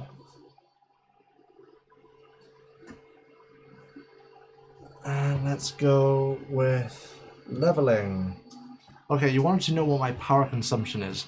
Well, I don't actually have like a set amount when it comes to power consumption. I haven't actually measured that yet, but I can tell you how much it costs daily. Now let's keep in mind, this entire studio, you're about to learn quite a bit of behind the scenes. Ooh, that is noisy. I thought I was told this was super silent. Okay, don't know why. We'll see. I'll figure it out in a moment. So, super behind the scenes. This studio here, because I have another studio actually currently being developed. This is in my mother's garage. Way back when I restarted all my maker stuff, and I was living with my mother at that point, and now my studio stayed here so that I can get a more affordable space and all that. Ah, okay. The angel looks to be a vase mode, so it will be pretty fast, but I have a feeling it's going to be a little bit bigger than we expect. And wow, the stringing inside is intense. So the power consumption here, we have a little smart meter that tells us how much it spends. Keep in mind that I have the clean shop that is my resin printing space, and I keep that entire space between 23 and 25 degrees in Scotland during the winter as well, and it's like open door, you're straight outside, so it's quite hard to keep it really well. Okay, that was a very quick leveling. So on summer, it comes to a price of about £3 a day. In winter, it's about £5 to £6 a day. And now I haven't been doing that much printing recently, but I would say that if we average out the entire year, I would say the power consumption here is £5 a day is what I use, which is pretty expensive. And don't worry, I do help my mother out with that. It is, I know I'm an expensive. My girlfriend likes to call me an exotic pet because I need special toys, a large space, and I eat a lot, so I have a special diet too. So, right, that's going there. I'm not going to print the angel on this, but let's see what's on the SD card anyway. So it has now leveled. I've got to put some sort of filament in it. I've got some super cheap Overture. I've got G-Tech in there. Let's put in this super cheap Overture filament in. I do not like this filament. Oh, just this room. Well, I would say if I'm not here at all, the price of my mother day in, day out is maybe £1, £1.50, and I put it up to £5. So I'm expensive. Okay, that goes in there. Cool. Let's do some... Where are you? Menu. Move the Z upwards.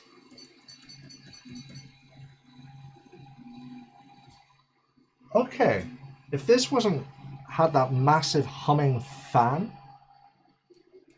it would be pretty...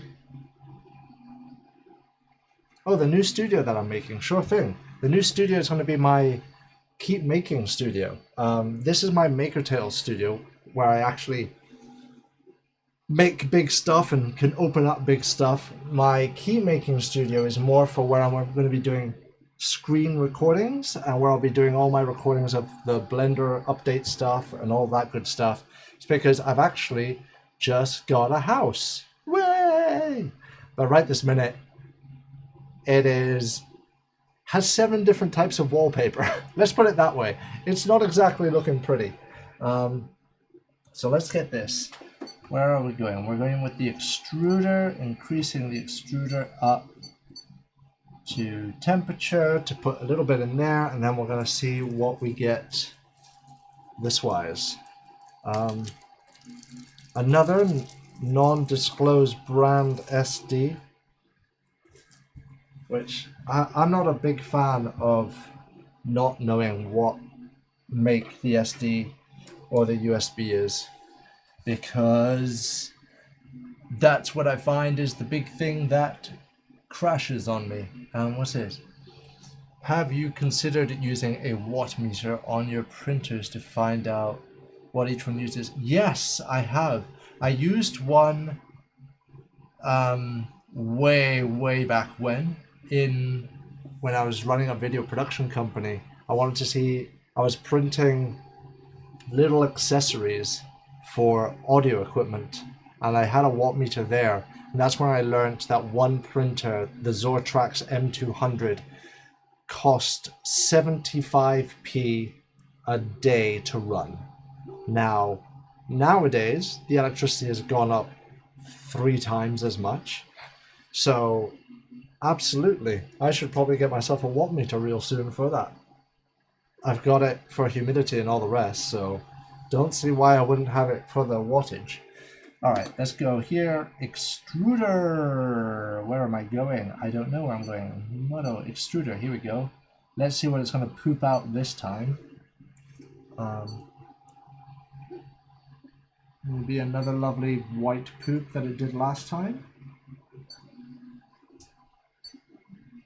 Again, there is a lot of travel inside of this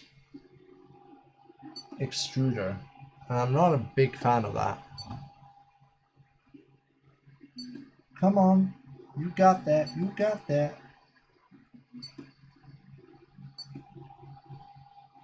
Yep, there's the lovely white filament. I don't know if that's a cleaning filament that they used, because it is very gooey when it comes out. Wow, that is so squishy. Now, that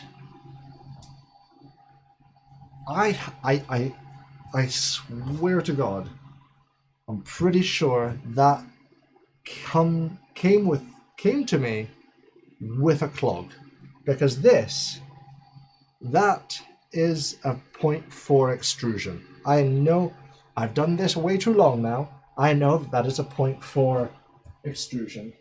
But what came out of the big guy, that was hair-like. So I probably should have done a little bit more cleaning of it. Let's see, extrusion, stop, go back. We're gonna go back. Oh wow, that heating element definitely has some oils on it. I can smell them burning off right now. Let's go back to that extruder, back to the temperature. Where? Temperature, hit stop on the temperature. What's interesting is the stop on the temperature puts it down only to 180, not to much lower.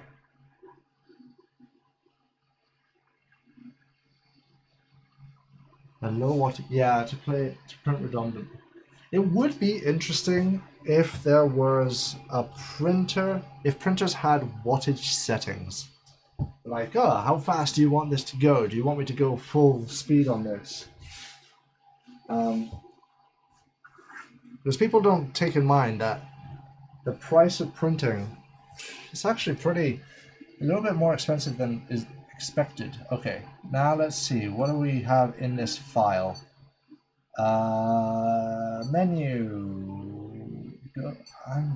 Print button. SD. We have the rabbit test. Do we want the rabbit test? That it's literally a little tiny rabbit, or do we do my? No, we're gonna do my other test. I want to do the torture card test. My little clearance card, because that's a nice quick print. So let's go to the monitor. This will be fun. Dun dun dun dun dun dun. Now, I don't have the audio set up for this, so my microphone is way up here right now. So I'm gonna have to just shout from across the room. So let's get my mouse, and let's move this from here to there. Gonna open up. Where is my mouse?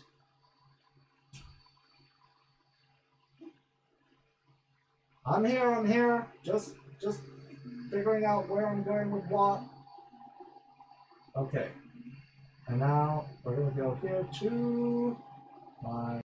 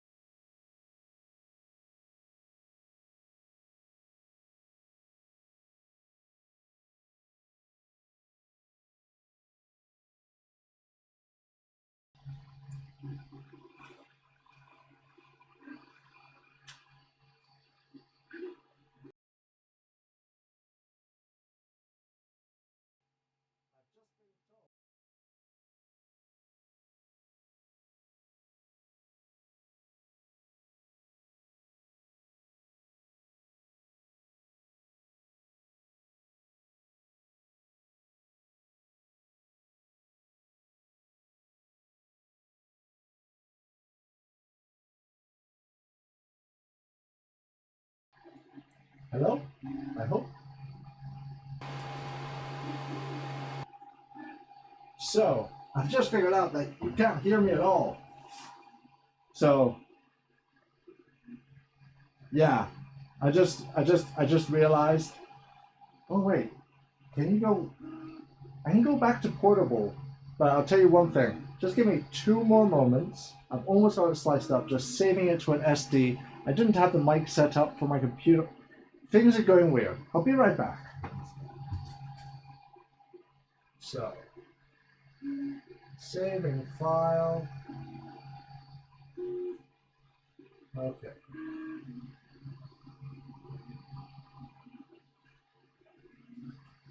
Okay. I have it. Ooh! Where am I going? Oh wait, I haven't sorted everything out. Ooh, I need to set up my screen correctly over here.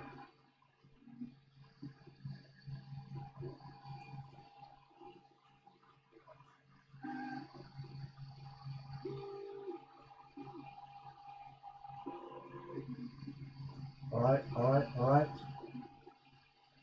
Here we go. I'm back. Ooh, it is hot in here right now. Yeah, you have me. I think you have me back now. Awesome. Now you can hear me.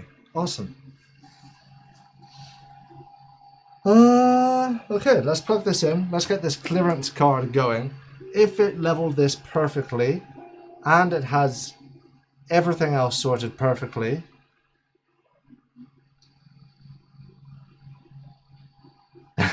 it should work.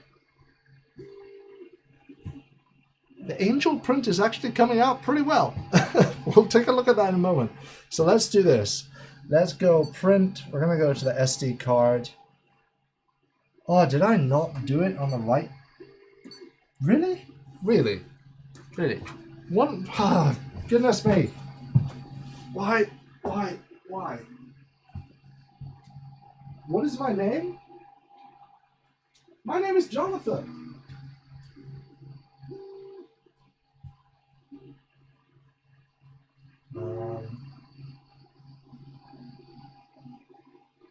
MINGDA.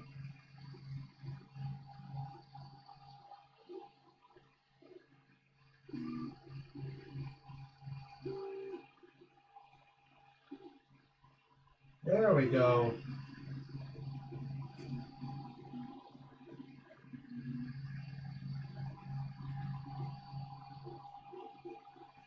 There we go. There we go.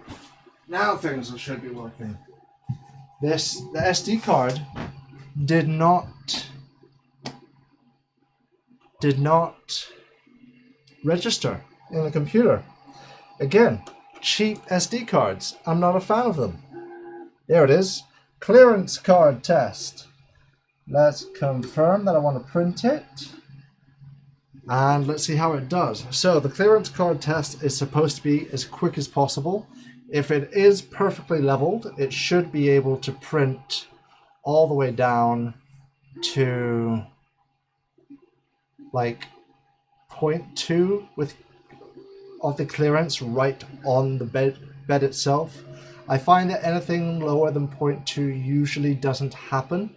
Everybody normally does 0.2 chamfers with anything that is print in place in 3D printing. If they don't, you'll get problems. So yeah, does anyone in real life call you Maker Tales? No, not really. I haven't had many people call me Maker Tales in real life. I have had a couple of people that wanting to learn 3D, and then when they went to learn Blender, they couldn't find anything but my videos for 3D printing stuff, which is fun, because that's the whole point of when I started there. So now it'll be interesting what happens when with this whole like keep making rebrand. See what happens with there. Okay, that is heating up nicely. We've got that going. We'll take a look at the big print now, because to be honest, a filament that always looks nice is matte filament. So that is a matte print. We're going to leave this doing its thing. Oh no, it's heating up its hot end right now. So, and this is such a quick print that we're going to be able to tell real quick if it's going to be working or not. So let's get set up for that, because this is going to be hopefully sort of a just print and go sort of situation. So let's see, we're going to focus up on my grubby little finger. There you guys have it. Oh no, identity thrown. No. I can hear still. No sound. When you put your 100,000 button, will I push it?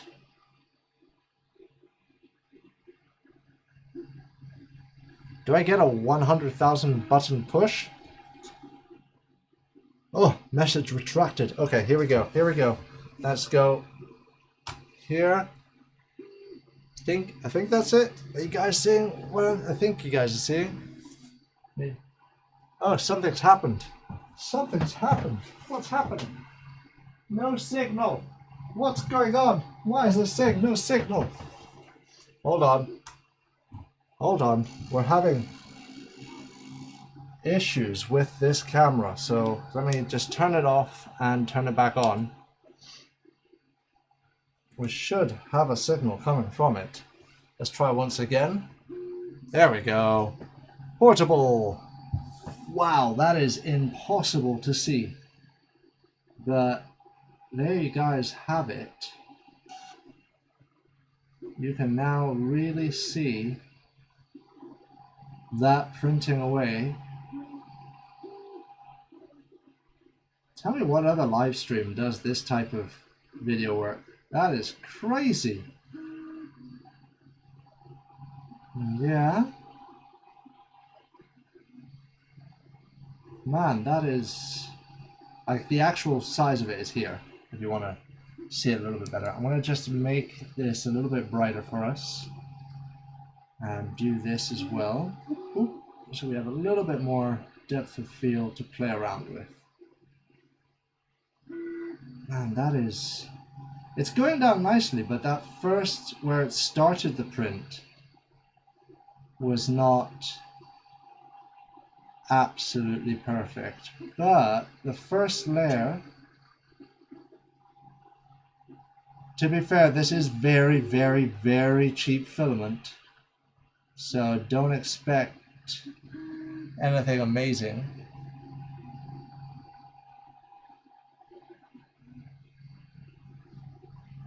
What do I think about 3D printed homes? Honestly, I love the idea of it, but the price right this minute, it's just sad. I thought they were going to be a lot cheaper, a lot quicker. But, what is it? 3D Printing Nerd just did one, right?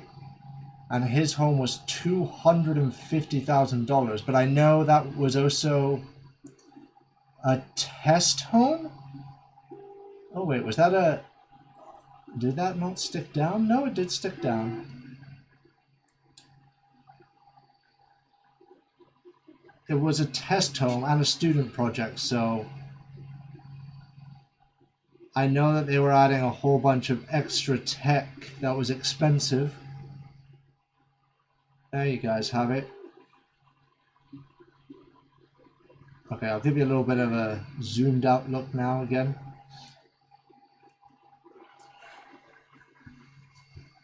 So, yeah, I know there's a whole bunch of extra tech in that one. Also, you know what? Just so you can see it also from a top angle here, because that also informs us quite a bit. It is definitely over extruding or way too close to the bed.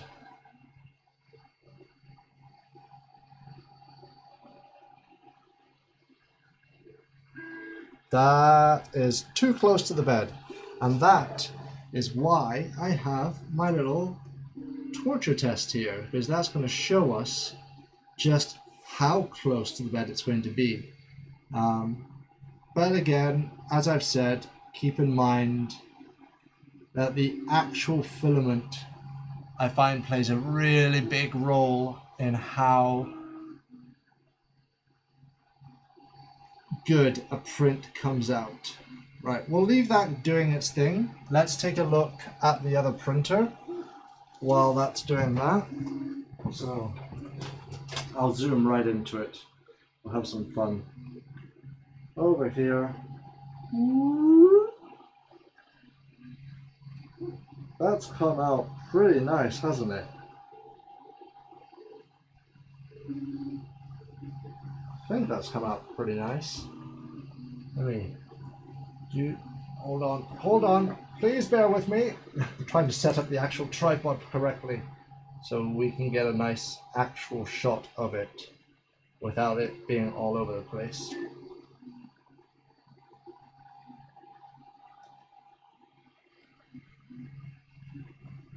And focus up on that. So it's come out all right. Not too shabby at all there. No idea what we're printing here though. But take a look at this stringing. This stringing that we have looks like a cobweb inside of there. It's just crazy stringing in there. So either that's how they wanted to slice it or whatever. That's just how that's turned out there. And then here our clearance card is going. Let's take a look once again how that's turning out. That is not working out nicely. That is, I can tell that is too close to the build plate. I wonder if there is a calibration that would fix this, or what exactly. But for the time being, while this is doing its thing, let's go back to here.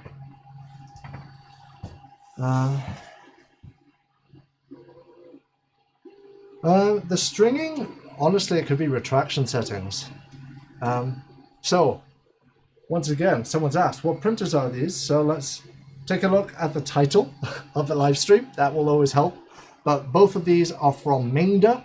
This here is the X2 and this is the Pro 2, right?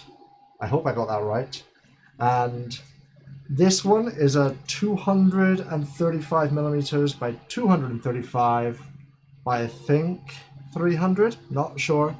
And that beast over there is 400 by 400 by 400. Did the printer print a large raft considering your print size? Yeah, I would say I honestly don't believe any printer needs to print a raft. I just don't. I don't understand rafts. I get rafts way back when we didn't understand printers that well. But nowadays, I think rafts are used sort of a bit of a band-aid for a bad printer. So I don't know, with especially with PIE, PT, whatever, this material of build plate, I find that things stick on pretty well now. So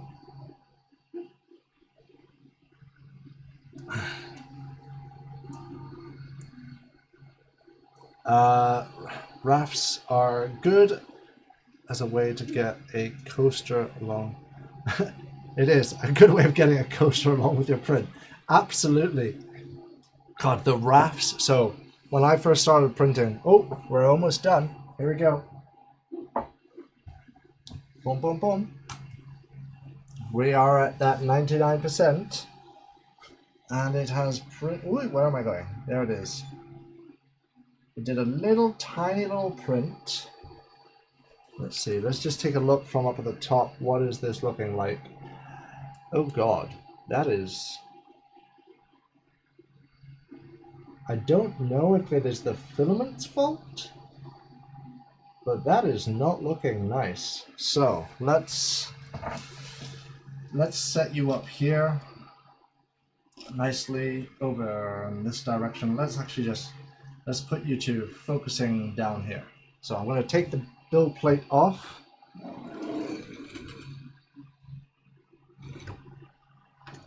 And there we have it. It is not exactly pretty. Let me actually go out a little bit so we can get a little bit of a better view of this. Not pretty. I can see the 5 mil. I should just be able to peel that off. Perfect. So 0.5 clearance. Perfect. 0.3 I think is as far as we're going to get. Oh no. Just lifting up the whole card. So there you go. it does not. Yeah, you can take a look here on the back. Let's actually take a closer look at that.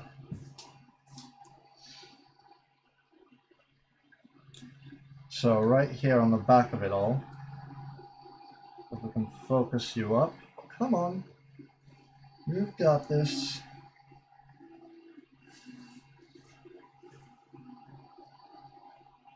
So right here on the back, you can see 0.2 worked just fine. The 0.3, come on a little bit higher up.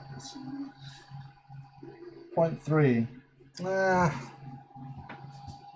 it's not really playing along, and I would expect with a printer like this that has that auto bed leveling, it should be able to get all the way to 0.2 easily.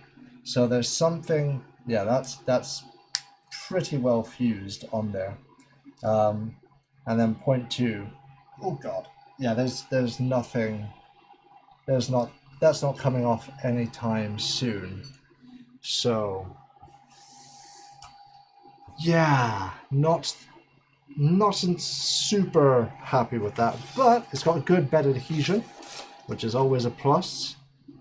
What shall we do next?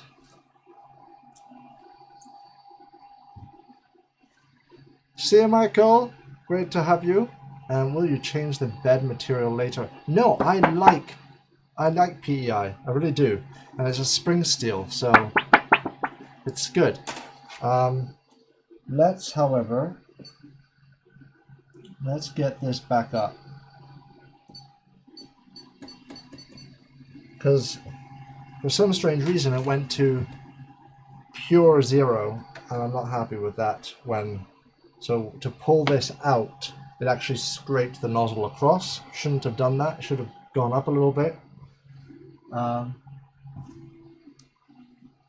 That one, however, it's looking pretty good. Yes, it had the gigantic raft, but let's see what's going on. Do I have bins for all my plastic parts? Yes, I do, but it's tricky. There's a lot of stuff, and then here, the only one we actually have is, God, Terra Earth is the one that is the recycling company for it, and they're a little bit finicky. They really are. So let's see, let me read some more. I bought an Elhu Neptune 4 Pro recently and loving the high-speed clipper printer. I was so happy with it. Sold. Yeah, high-speed clipper printing. Honestly, if I'm really honest, I think these two might be the last two non-clipper printers that I will review. Main reason why I did go for reviewing this is because they do have something that is very interesting, which is the filament runout sensor is right next to it. It has its own bed leveling. It also has dual fan on both directions. It is also dual lead screw, and it sort of has everything that we wished an Ender 3 to have. But now that we have clippers, I don't really think many people are going to be buying these printers anymore. And I say that because just 50 bucks more for this one here, you can get, yes, it's a smaller build plate, but it's 180 by 180 by 180. It's an enclosed space, and that is the King Rune KPL1. It has a lot of problems, and I'll talk about them all in the actual review that I do of it. But considering that I loved my KP3S, this little guy back here, Clipper, King Rune's got something there, and it's quite an affordable price for what it is.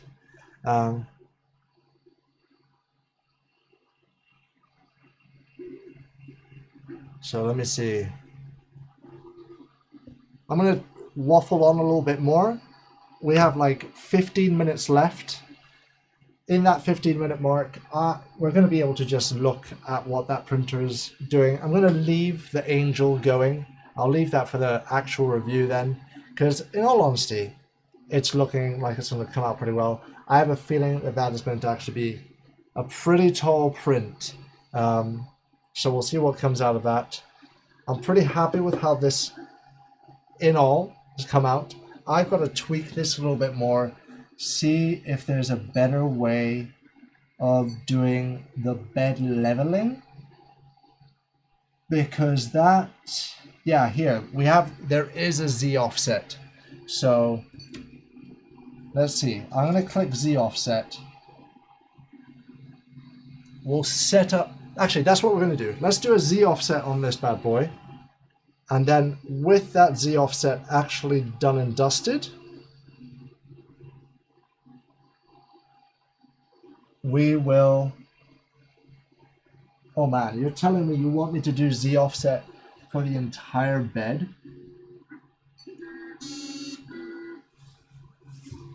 Yeah, you are. Okay, so it's a manual mesh bed leveling, which is all right. We can try and pull that off real quick. Let's try and do that, and then we'll put another clearance card on, because that's only 8 minutes to print. So let's see. Let me get a bit of paper here.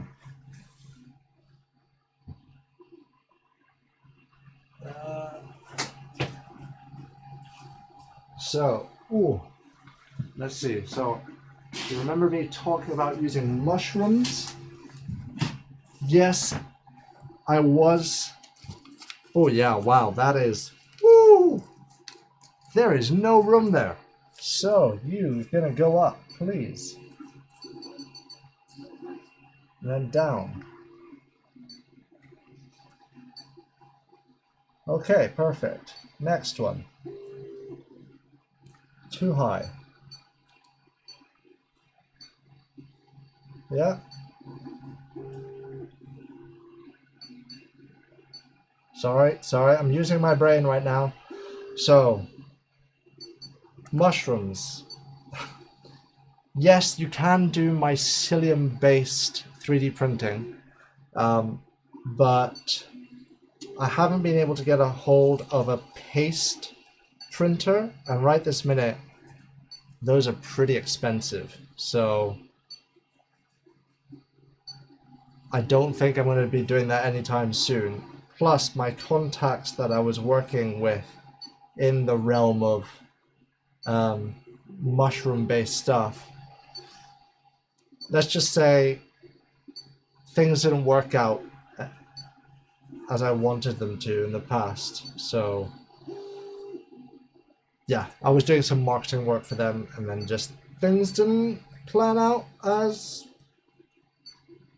intended. I'm not happy with this. I can't baby step this at all. And that is not cool. Okay, well, whatever. This is the best that this printer's giving me, so I could have got my metal shims to do this, but we're doing this quickly. Just get this done and dusted quicker.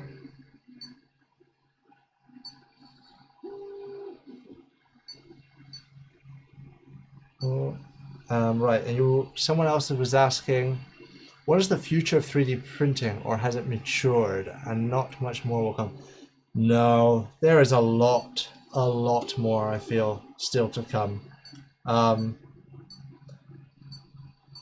Wow, that was really pressing down, wasn't it?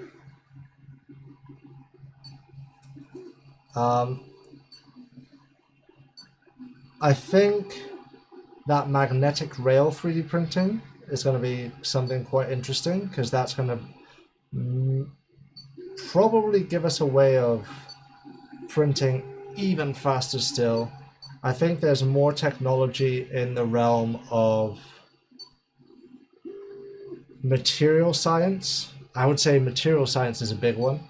I also believe that resin printing hasn't seen its full maturity yet. Okay. Let's do that once again. Just double check that it is actually where I've set everything.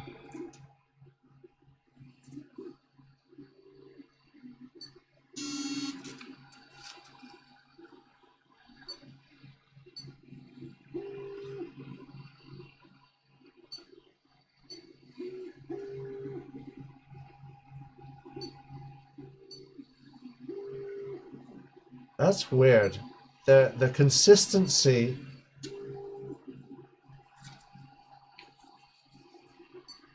is not right. I just leveled it all. No, I didn't hit save.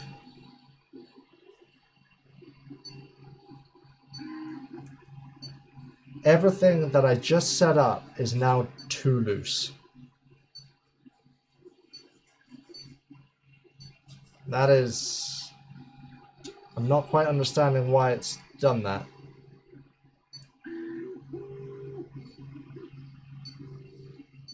Just one button press loose, like consistently.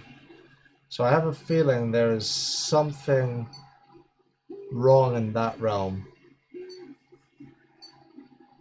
Hold on. I'll carry on talking in just a moment. Just concentrating right now. Can only do so much at a time. And... oh, I'm so hot. It's ridiculous. I guess that's what happens when you have two printers running. Alright, there we go. Let's put that print on once again. Print, SD card, clearance card, confirm.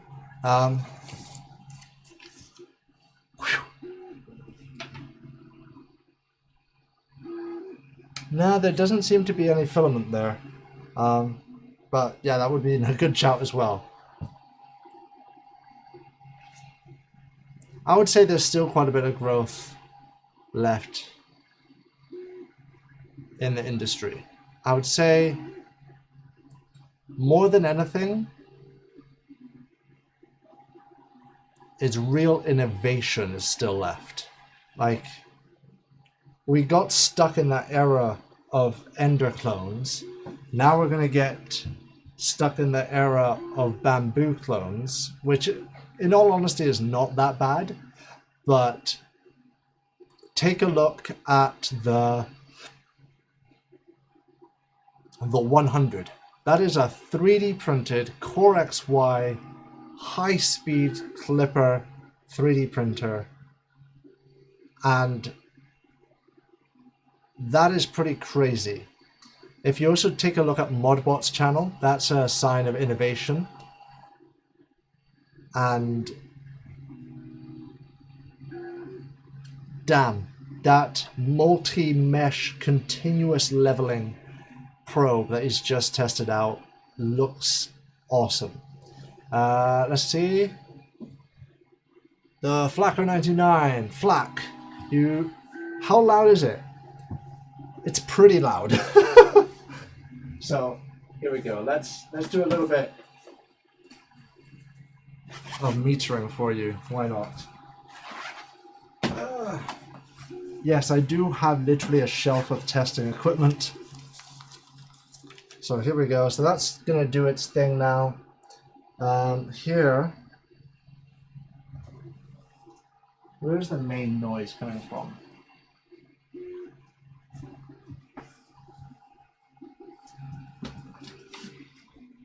It's coming from underneath the printer. So I'm going to put this under the printer.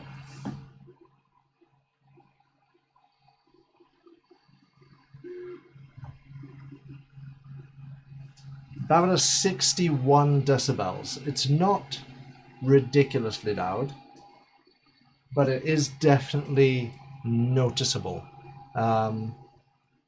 This thing, though, pretty damn silent, considering. Okay, let's turn this off.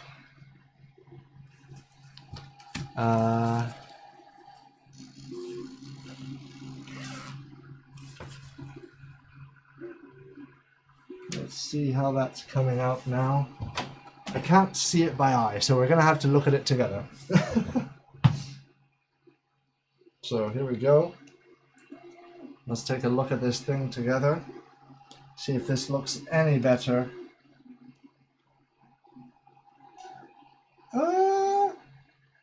You know what?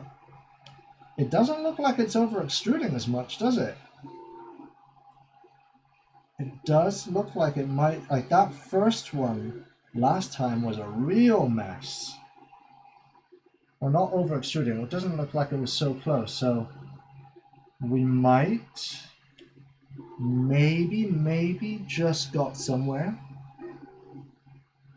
But I have a feeling we're going to have to just wait and see those 8 minutes before we go anywhere else with it and be able to make an actual conclusion of the print itself. I'm just going to leave you there for a moment so you can just watch that print.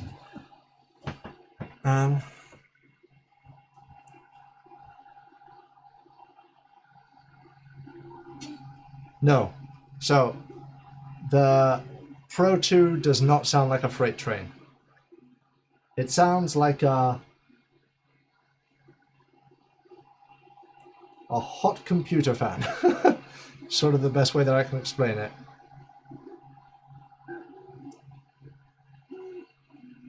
Can I check the temperature in the room?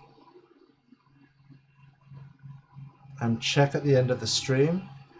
I have no idea what the temperature was before. Actually, that's not true. What we can do is, I know the temperature, we know the temperature of what some black cable is, and I would say some black cable is going to go to about the same temperature as what the room was going to be at. So we can check that out. I've just checked it now. It seems to have gone up to 27 on the black cable, and we started at 24. Right, this is, you see that? You can just about see. You can see there's now a clearance on this first layer, on the closest one to us. So I have a feeling we might have got a little bit of a better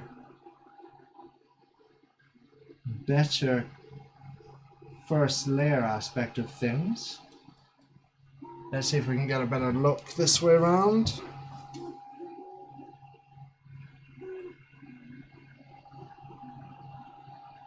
Yeah, see that? It's not fused together. So manual compensation, manual mesh leveling was needed. It looks like its little proby technique might not be the best as MINGDA thinks. So we're going to wait till this little clearance card is done, which should be done. Is that a countdown? No, that's a count up. So it's at 6 minutes. It should only take 8 minutes to print. So not much longer now, because it is past, and I did say I was going to finish this stream like now. So also, by the way, the room is not getting hotter just because of these. I also have a 200-watt LED light in the corner, so that is bringing a lot of heat into the space as well.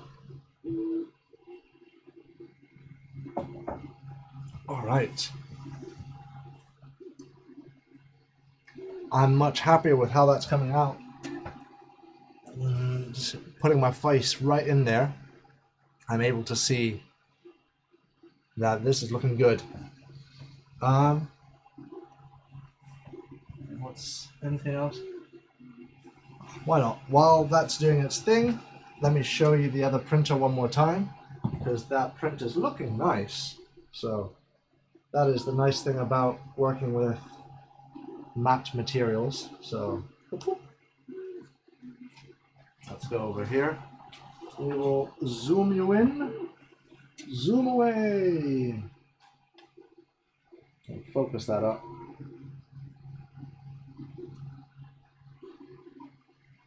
Oh look, it's doing printing supports. But that is looking clean. There's a little bit of rippling though. If you take a look right, where is it? Right there on the left hand side of the cloth. I'll zoom in once again. See that rippling? I have a feeling that that rippling is the entire gantry maybe moving a little bit like that. So I don't know. I don't know. Let's see if we can get a little bit closer for you guys, because it is looking nice. Take a look at that. Matte PLA does make everything look good though, so just be aware of that. It removes quite a few of the imperfections. It's going to be an interesting angel, I think. I'll post it in the community tab once it's finished printing. And let's take a look at how this guy's doing as well. Oh, things have changed. Things have changed. Look. From being happy with it, come on. There's now not as much clearance. Move, please. Yeah, it's like stuck it back together now.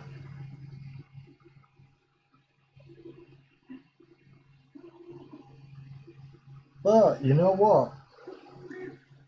That's still going to be usable, because what's not happened there was the first layer was stuck together in the other one.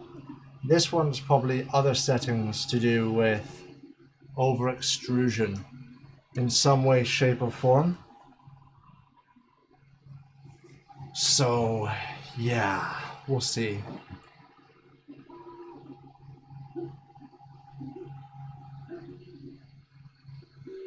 Am I going to do a shave November? God, I do not know. Should I do that? I look like a child when I take this off. And am I going to stream again? Yes, I'm going to be doing a whole bunch of streams in the future. I'm going to be doing design streams. I'm going to be doing all sorts of streams. Give me ideas as well if there's any streams that you want me to try. I'm also going to be doing more shorts. I'm really going at it with keep making. And then Maker Tales, the other channel, I'm probably only going to be doing 3 or 4 videos a year, but they're going to be big builds. Okay, that one's finished, and it's looking a little bit better. So yeah, I want to first show you. Yeah, take a look at this. So it's finished the print, but the nozzle is left basically touching the bed. So not a good way of ending a print, but yeah, I might add some custom G codes so that when it finishes a print it goes up by 10 millimeters. It's probably something that I'm going to tell them, hey, do that. Move. Just like, that's all I had to do. Just that. Just move it up. Because this is now free. Ooh, it's hot. Toasty. Take that off. We'll get the print. The camera back to where it's going to be looking. And then we're going to take a look at how this print's come out. So. Dun dun dun. There you have it. We can see that number 5 is going to come off just fine. Boom. Yeah, perfect. Number 3, will you come off? Yay! Number 3 has come off just fine. And what are the edges looking like? Do they look knackered or not? They don't. They're looking just fine. And then number 2. I don't think 0.2 is going to make it. But maybe. Oh, Nah, 0.2 is stuck in there. So let's see how bad that is. Okay, so 0.2 isn't, it is bad, but it's not first layer problems. It is probably over extrusion of some sort as well. So just keep that in mind there. So with that all said and done, I'll give you my very, very, very first impressions of things. I can't give you too much first impression of the gigantic printer because it didn't finish a print and it hasn't done a clearance card. This printer, it seems that it does the job. It is, from what I can tell, very silent, but further testing is needed. It is an alright footprint, not too crazy. This thing on the side definitely makes it a bigger footprint. Not as big as that giant thing over there. But yeah, let me know down in the comments over in the Discord and all the rest if there's anything you would like to see giantly printed or more to be tested on this one. And it was great to have you all join in here. It was good fun. If you enjoyed this, of course, there's the like and the subscribing and all of that good stuff. And yeah, first live stream done. That was good fun, people. Good fun. Thank you very much for joining in. And yeah, am I planning on keeping any of these? Depending how well this big one does, I might keep it. Because having a 400 by 400 by 400 printer that I can just rely on, especially if it can do big flat prints, that would be amazing. Anyway, thank you so much for watching, and as always, keep making. Now, how do I end a stream? I have no idea. Let's see. I go over here. Oh, there's the big end stream button. Thanks a lot. Bye. Oh, wait. There's a big another end button. There we go. End.